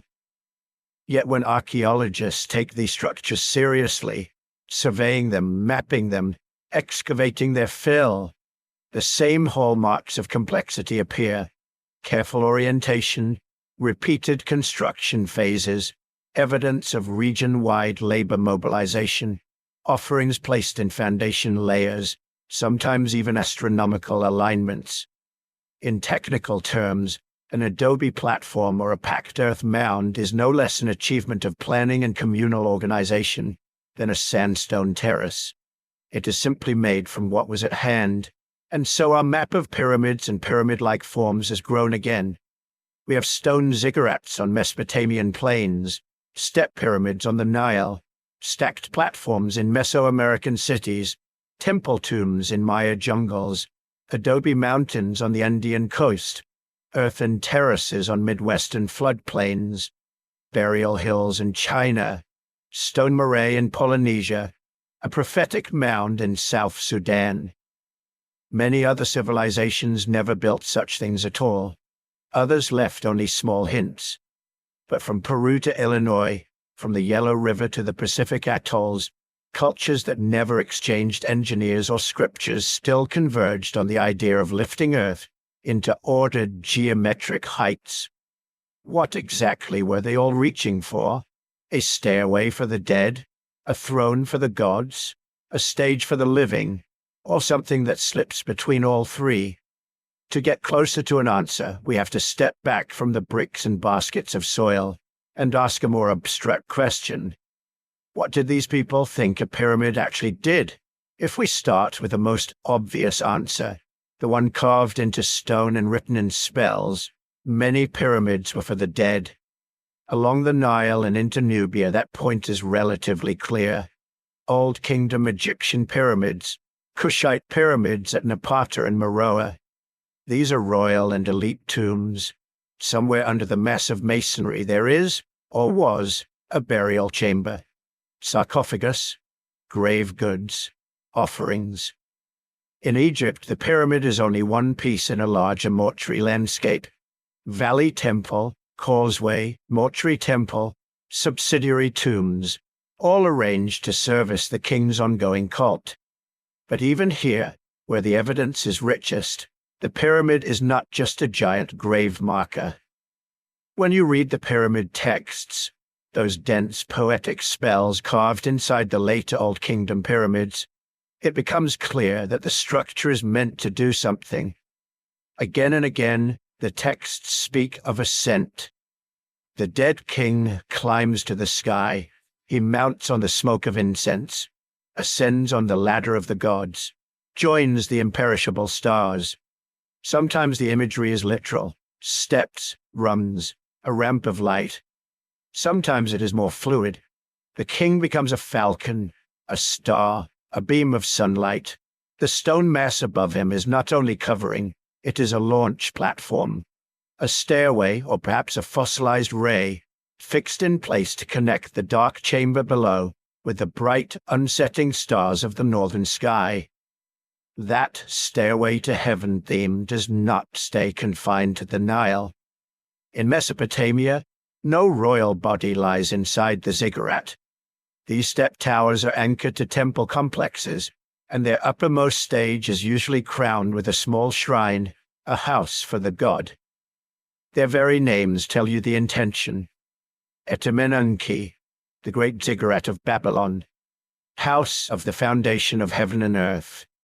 Iana's ziggurat at Uruk, house of heaven. High priests ascend the stairs. The god is believed to descend to meet them.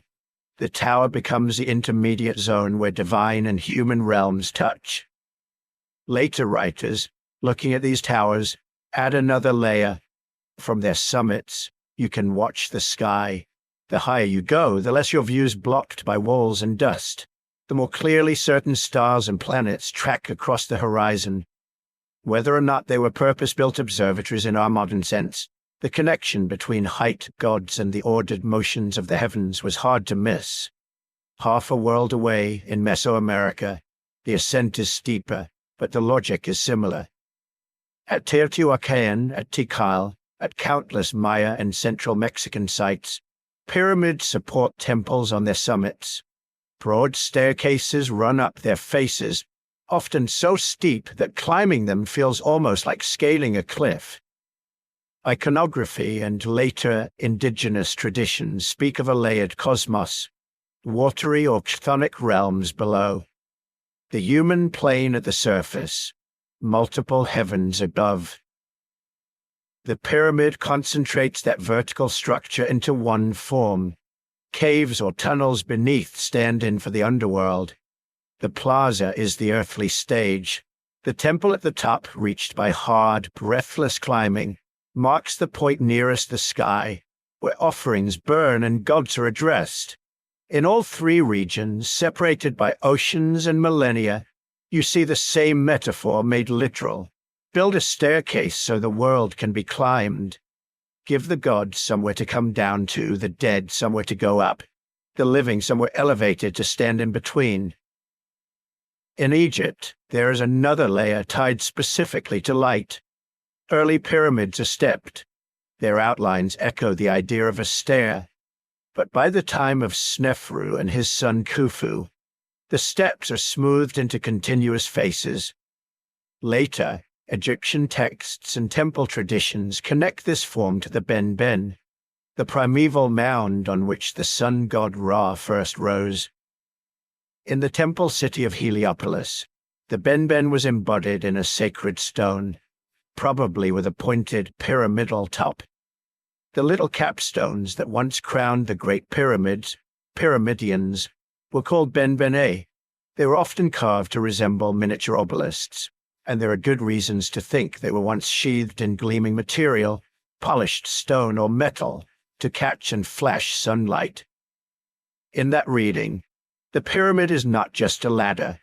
It is a solidified ray, a frozen sunbeam striking down onto the western desert. The dead king inside does not simply climb to the stars. He rises with the sun, ferried across the sky with Ra, reborn each dawn. The shape itself, sloping faces converging to a sharp, radiant apex, becomes a diagram of solar theology. Royal tomb, stairway, sun ray. Already, in this single culture, the monument is doing several jobs at once. Elsewhere, the functions braid together in different proportions. Some Maya pyramids contain royal burials. Others do not, serving primarily as platforms for temples and as backgrounds for public ritual. Many Andean wakas seem to have been layered over earlier structures, incorporating burials but also hosting processions, sacrifices, and elite residences. The earthen platform of Monk's Mound at Cahokia probably supported a large building used by a paramount leader or priest, surrounded by plazas where gatherings took place and alignments mark the solstices. In these cases, the pyramid or platform is as much a stage as a tomb, a piece of political architecture that makes hierarchy visible in 3 dimensions. Standing at the base, you look up and see who is allowed to stand above you. That, too, seems to be a constant. Pyramids are conspicuous claims on space. They are central, elevated, and hard to ignore. To plan and complete one, a community has to mobilize enormous labor. Quarry stone, mold bricks, carry soil in baskets, cut and haul timbers. It takes organizers, specialists, feeding systems. It takes a story compelling enough that people are willing to spend harvest seasons and dry months lifting heavy things for a purpose that does not immediately fill their own granaries. When the thing is finished, its bulk silently proves that such organization exists. It says, there are rulers here who can command work on this scale. There are gods or ancestors here who deserve it. There is a center around which your smaller lives orbit. At the same time, many pyramids also seem to encode more abstract kinds of order. Alignments are one clue. Egyptian pyramids in the Old Kingdom show careful orientation to the cardinal directions. Their sides track north-south, east to west with surprising precision. Some Mesoamerican pyramids and mounds line up with solstice sunrises or particular star risings. Wooden post circles at sites like Cahokia mark equinoxes and solstices in relation to platform mounds. It is easy to slip into numerology here, to see alignments everywhere, but even the cautious evidence suggests that architects were thinking about how their artificial mountains sat within a larger celestial geometry. So, what were they really for? Tombs, certainly in many cases, temples in others, stages for coronations, war captives, offerings, prophecies, symbols of solar cycles, mountains of creation, world trees in stone, political manifestos in baked brick and earth. You can list the functions, sort them into tidy categories: funerary, cultic, astronomical, ideological. But on the ground they bleed into one another, and sometimes the puzzle pieces do not fit cleanly at all. Egypt's little provincial pyramids, scattered along the Nile with no internal chambers and no obvious burials, still resist easy explanation. Were they cenotaphs, symbolic tombs for a king who lay elsewhere, markers of royal presence in distant nomes, miniature versions of the Great Pyramids, broadcast antennas of ideology more than functioning mortuaries? The evidence is fragmentary. The debates continue. In Mesoamerica, too, individual pyramids carry unique histories.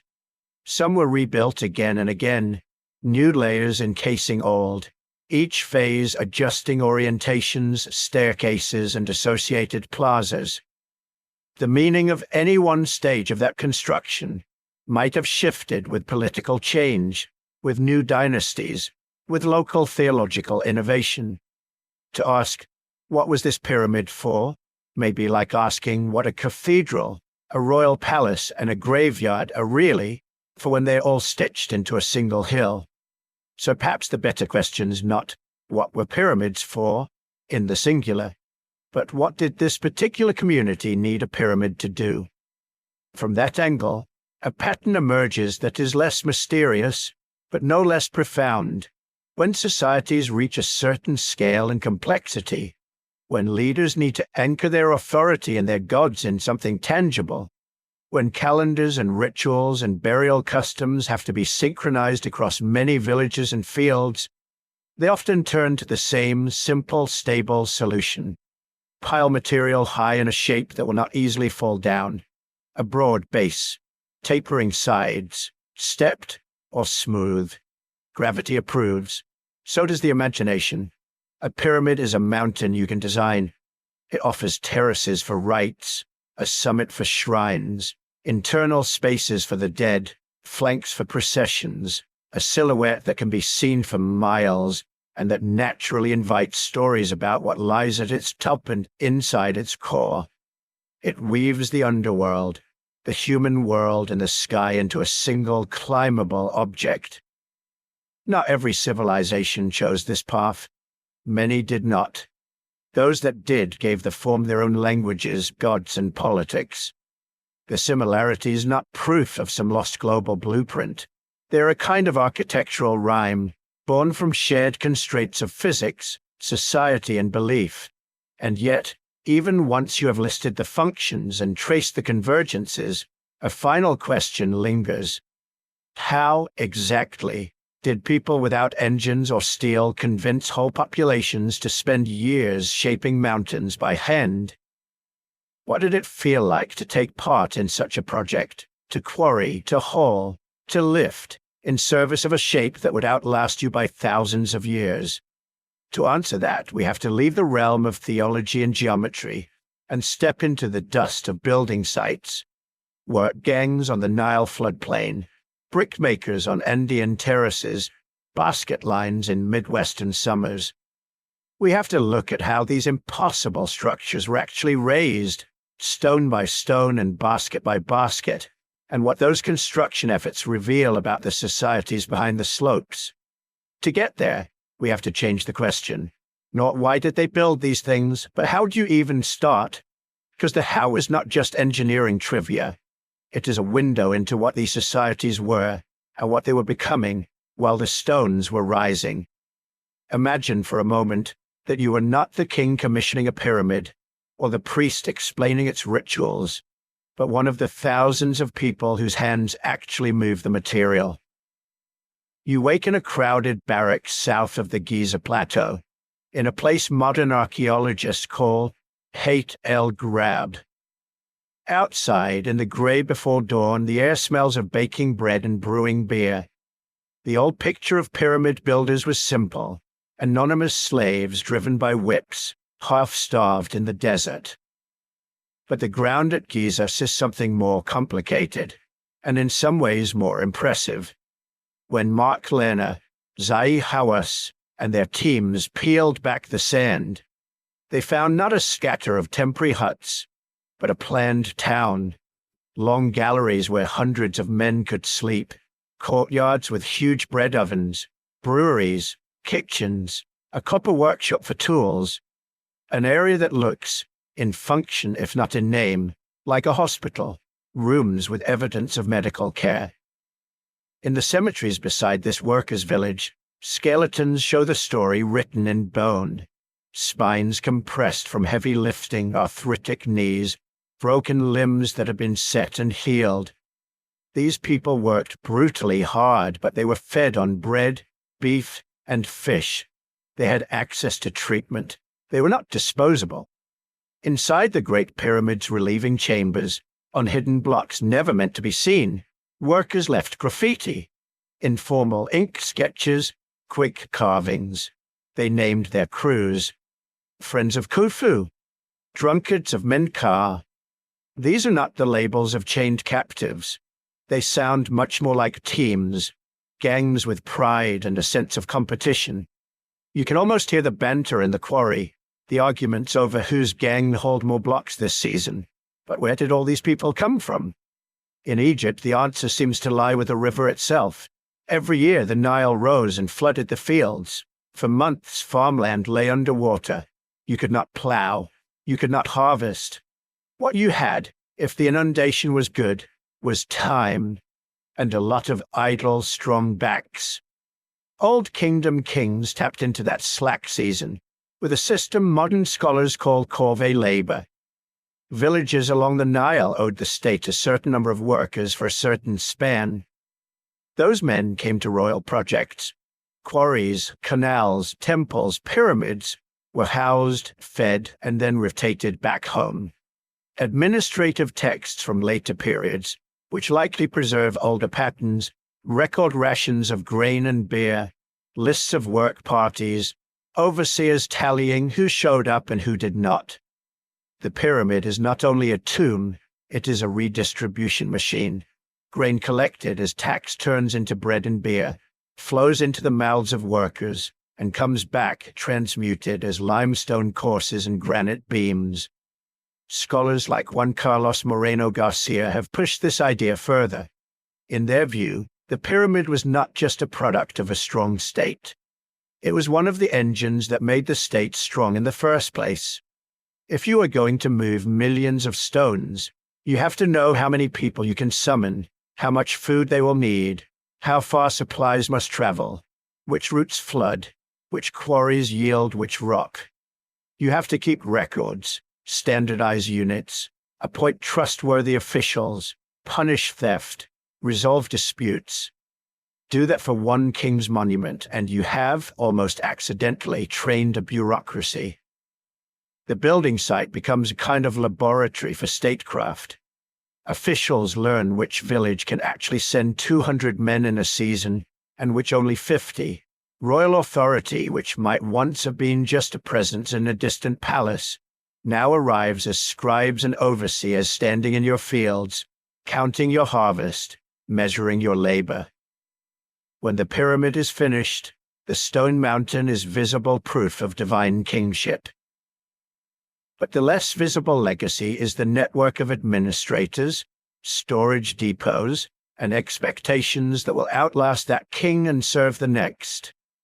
This pattern, the Pyramid Estate-Making Project, shows up with local variations far from Egypt. In Mesoamerica, we do not have Nile floods, but we do have city-states and tribute. Places like Teotihuacan, Tikal, or later Aztec Tenochtitlan sat at the center of webs of smaller towns and villages. Tribute flowed in, maize, cacao, textiles, obsidian, labor. When a new pyramid was ordered, a temple platform expanded, a stairway rebuilt, an older structure encased in fresh masonry. Rulers could command workers from subject communities, directed by local nobles and overseen by central authorities. The construction techniques fit that political ecology. Rather than quarrying and precisely dressing huge blocks as Egyptians did, many Mesoamerican builders used rubble or earth cores, held in place by stone retaining walls and finished with clay and lime plaster. At Teotihuacan, engineers laid out construction cells, compartments filled with stone and soil, then bound everything together with lime-rich mortar and smooth painted surfaces. It is fast, modular building. You can mobilize many small teams, each filling and tamping their own segment, all under the gaze of temple priests and palace officials. Hundreds of hands, tens of thousands of basket loads, slowly push the mountain of fill higher. Tribute is not just something you hand over once a year. It becomes written into the vertical profile of the city. North in the Mississippi River Valley at Cahokia, the logic shifts again, but still rhymes. Here there is no writing to tell us the titles of the overseers, no stone faces of kings to name, but there is earth, piled into more than 100 mounds. Monk's Mound, the largest, rises 30 meters and covers roughly 6 hectares. Built in at least 14 stages, it contains millions of cubic feet of soil, moved basket by basket. Archaeologists see in this scale a powerful chiefdom, leaders who could call people from surrounding farmsteads, organize work parties, stage feasts, and turn communal labor into something sacred and political. Alignments with wooden post circles suggest that mound building was keyed to calendar events, solstices, equinoxes, tying the cycles of the sky to the authority of those who commanded the work. Again, the act of building is not separate from power. It is one of its main expressions. And in the Andes, where the earth shakes, you can watch engineering adjusting to a landscape that does not sit still.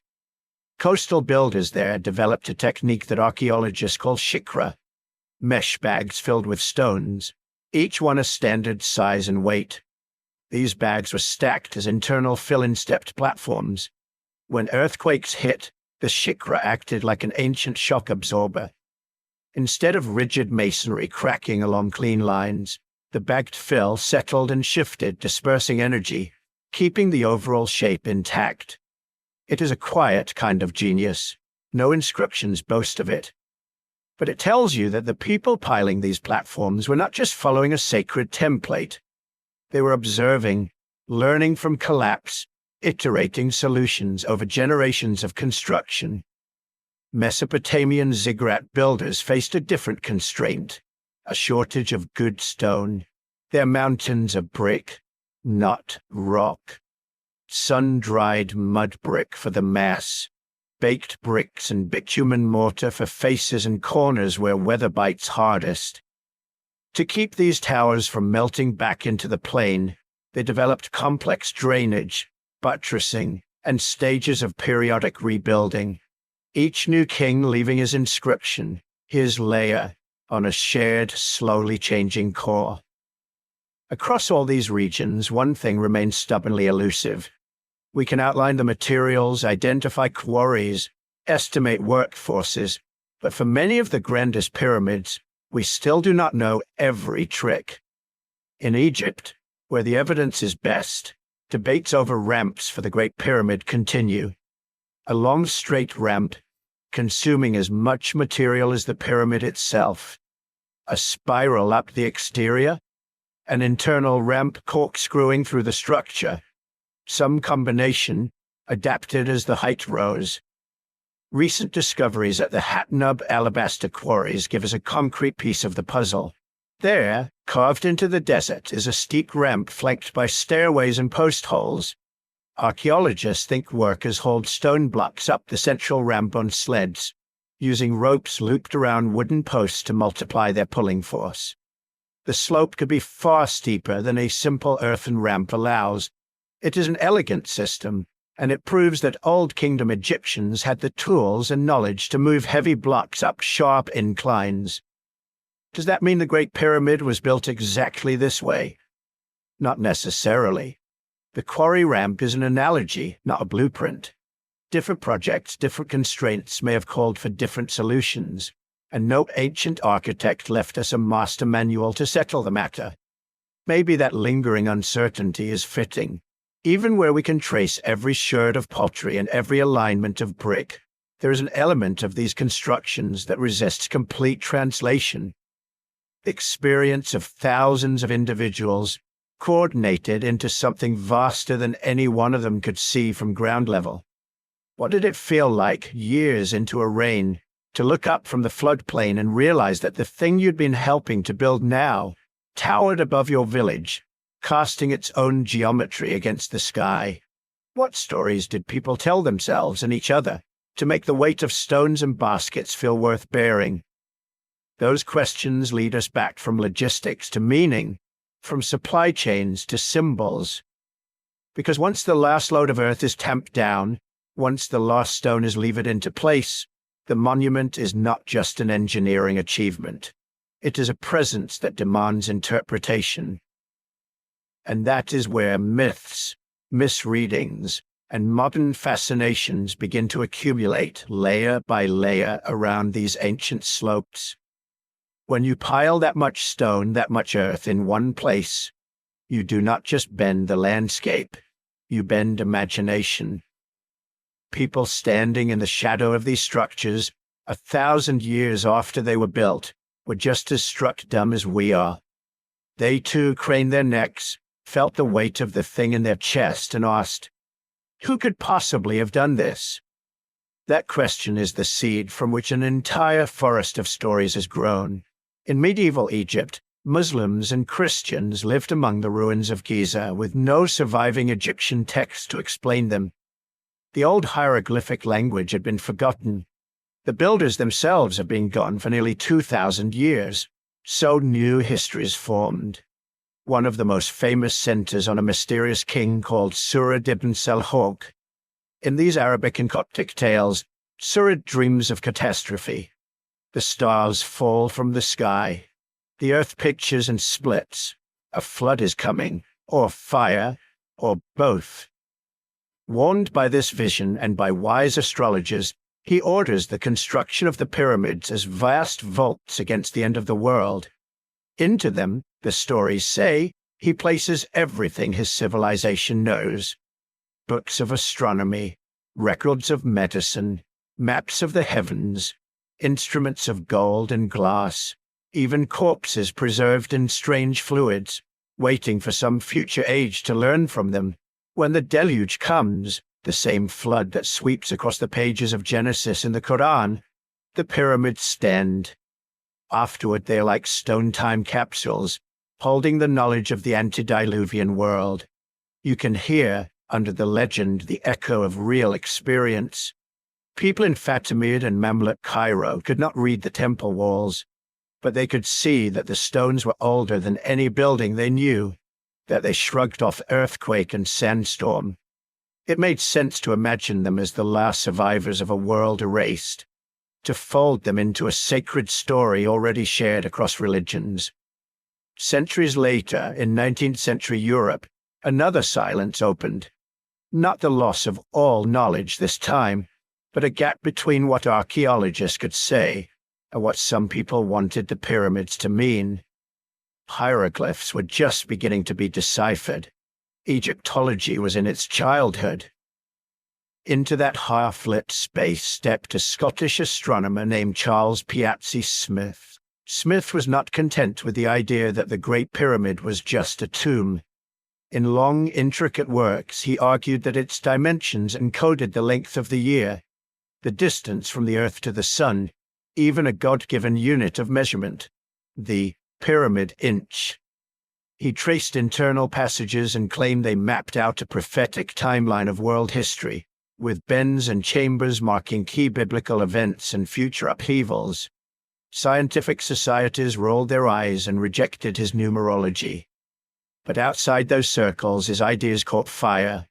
Pamphlets spread. Bible study groups measured diagrams and counted off inches in the Queen's chamber, looking for the date of the end times. A monument that had outlived every pharaoh became, in some imaginations, a stone calendar ticking toward revelation. The 20th century brought a new twist.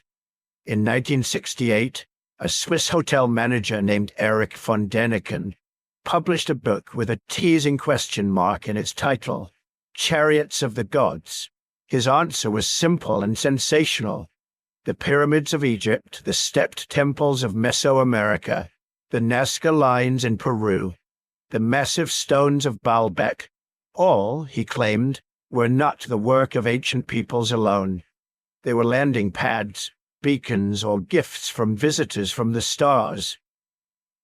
Extraterrestrials, he suggested, had taught our ancestors how to quarry, how to lift, how to shape. The proof, he argued, lay in the sheer scale of these works.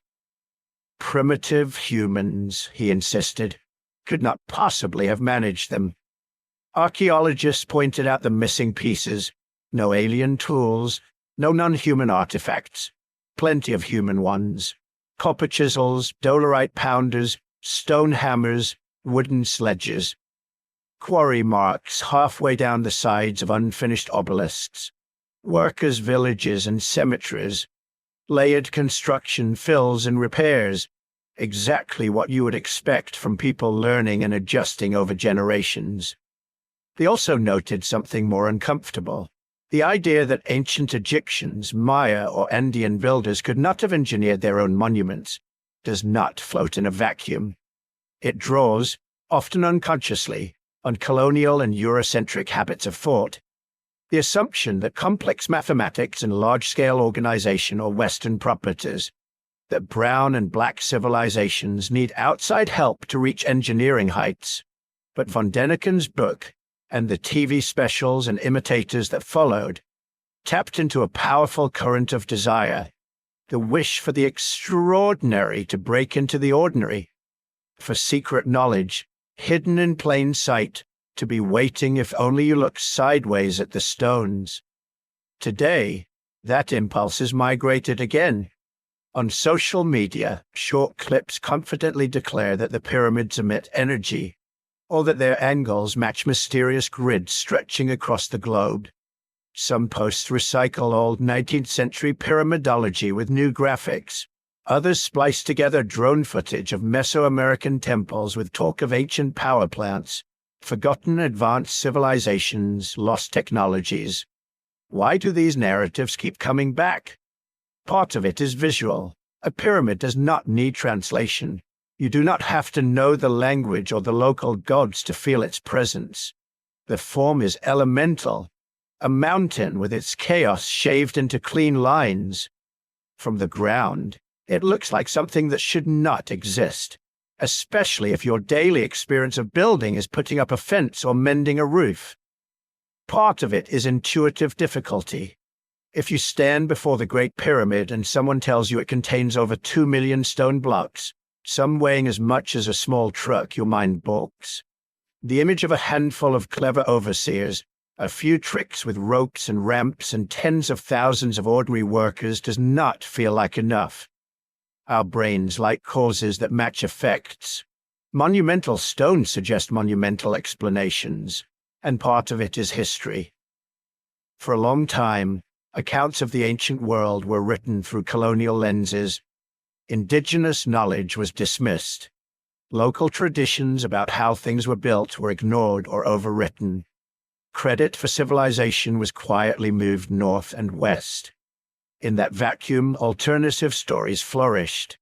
If official narratives seemed to say, these people were backward, and the structures in front of you clearly were not, then radical reinterpretations, a pre-flood superculture, a race of lost engineers, visitors from space, could feel like a kind of corrective, even if they replaced one kind of erasure with another. Against all of this, archaeology does not offer a single thunderclap revelation. It offers something slower and in its own way more astonishing: cumulative detail. Trenches cut into the Giza plateau reveal chalky quarry scars where blocks were pried from bedrock. At Meroe in Sudan, broken tools and half-finished chapels cluster around steep, narrow pyramids that we can track, phase by phase. In the Valley of Mexico, at Teotihuacan, layers of plaster and fill show how a temple was widened, raised, encased, remodeled. At Andean sites, shikra bags still sit where workers stacked them, their woven fibers surviving in dry soil. Written records, where we have them, speak of mustered workers, rations of grain, lists of deliveries. Graffiti inside Egyptian pyramids tracks the progress of crew and gangs with almost casual pride. The footprints left in drying bricks at Mesopotamian ziggurats belong to humans, not anything stranger. None of this solves every puzzle. We still do not have a universally accepted blueprint for how Khufu's builders managed the highest courses of the Great Pyramid, only models supported to different degrees by evidence like the Hatnub quarry ramp. We still argue over the full theological meanings of specific angles, chamber layouts, and alignments. How much is solar symbolism? How much stellar? How much political theater turned into stone? At Teotihuacan, we still do not know the language of the city's planners, the names they gave their pyramids, or the precise reasons the city was burned and partly abandoned. In the Mississippi Valley, we can map mound stages but not recite the myths that once explained their sequence. Across cultures, pyramid-building traditions start abruptly, transform, then cease. The Laoskashite pyramids rise centuries after Egypt's royal building is stopped. The Maya keep renovating temple platforms even as some cities are being abandoned. Elsewhere, the fashion for vertical monuments fades into other kinds of sacred architecture. Those genuine unknowns are different from the total blankness imagined by nobody knows anything narratives.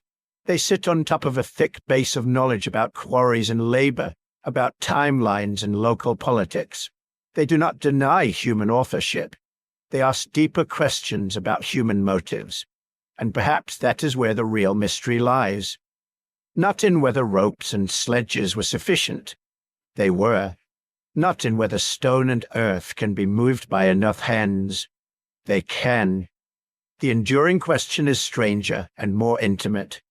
What is it about us, as a species forged, as we saw, in long ages of scarcity and small groups, that lead so many separate societies on different continents to look at a flat plain and decide to grow a mountain there, to concentrate time, labor, and belief into a single, rising shape that points away from the horizontal life of fields and rivers and toward the sky. Why does that shape in particular keep appearing? In Egypt's limestone, in Sudan's sandstone, in brick on the Mesopotamian plain, in painted stucco at Teotihuacan, in earth baskets at Cahokia, we do not yet have a full answer. In the next and final part of this journey, we will step back from individual stones and cities and sit with that broader pattern. We will ask what it might mean that, again and again, humans decided that the way to speak with gods, to remember the dead, or to make power visible, was to change the outline of the earth itself. We've walked from Joseph's stacked mastaba at Saqqara, that first great experiment in turning a low rectangular tomb into a staircase of limestone, through Sneferu's restless revisions and onto the Great Pyramid's almost absurdly precise geometry. We've stood among Nubia's steep, narrow pyramids at Meroe, dozens of sharp silhouettes crowding the desert horizon. We've climbed in imagination the broad temple mountains of Teotihuacan and the Maya, where stairs rise not to a burial chamber, but to a shrine open to the sky. We've crossed to the earthen terraces of Cahokia, to Andean platforms, to mounds where baskets of soil and gravel slowly became artificial plateaus. And much later, we watched the Ngunding Pyramid rise out of the Sudan's plain, an earthen cone built not by ancient kings but by 19th-century followers of a prophet. Not every civilization built pyramids.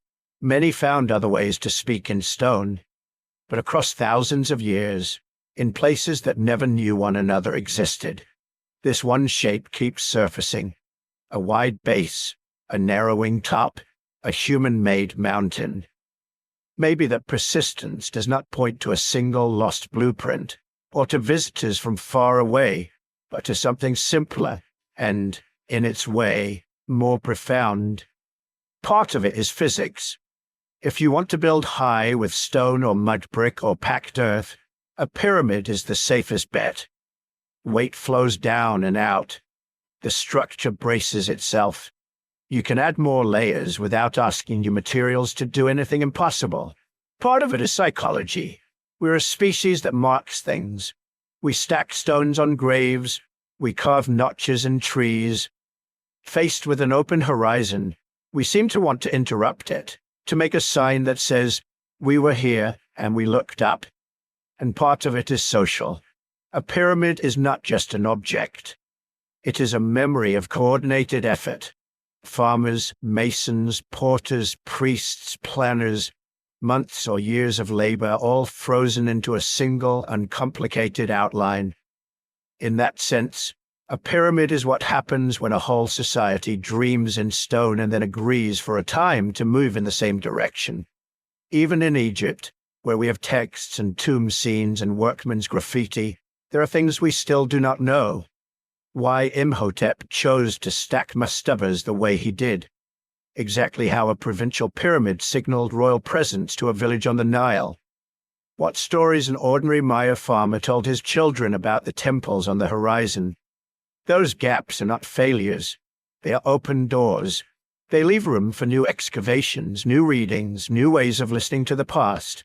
If you've drifted with this story all the way to here, and you'd like to help it reach more people, you can gently tap like, or leave a comment, or subscribe so you don't miss the next journey.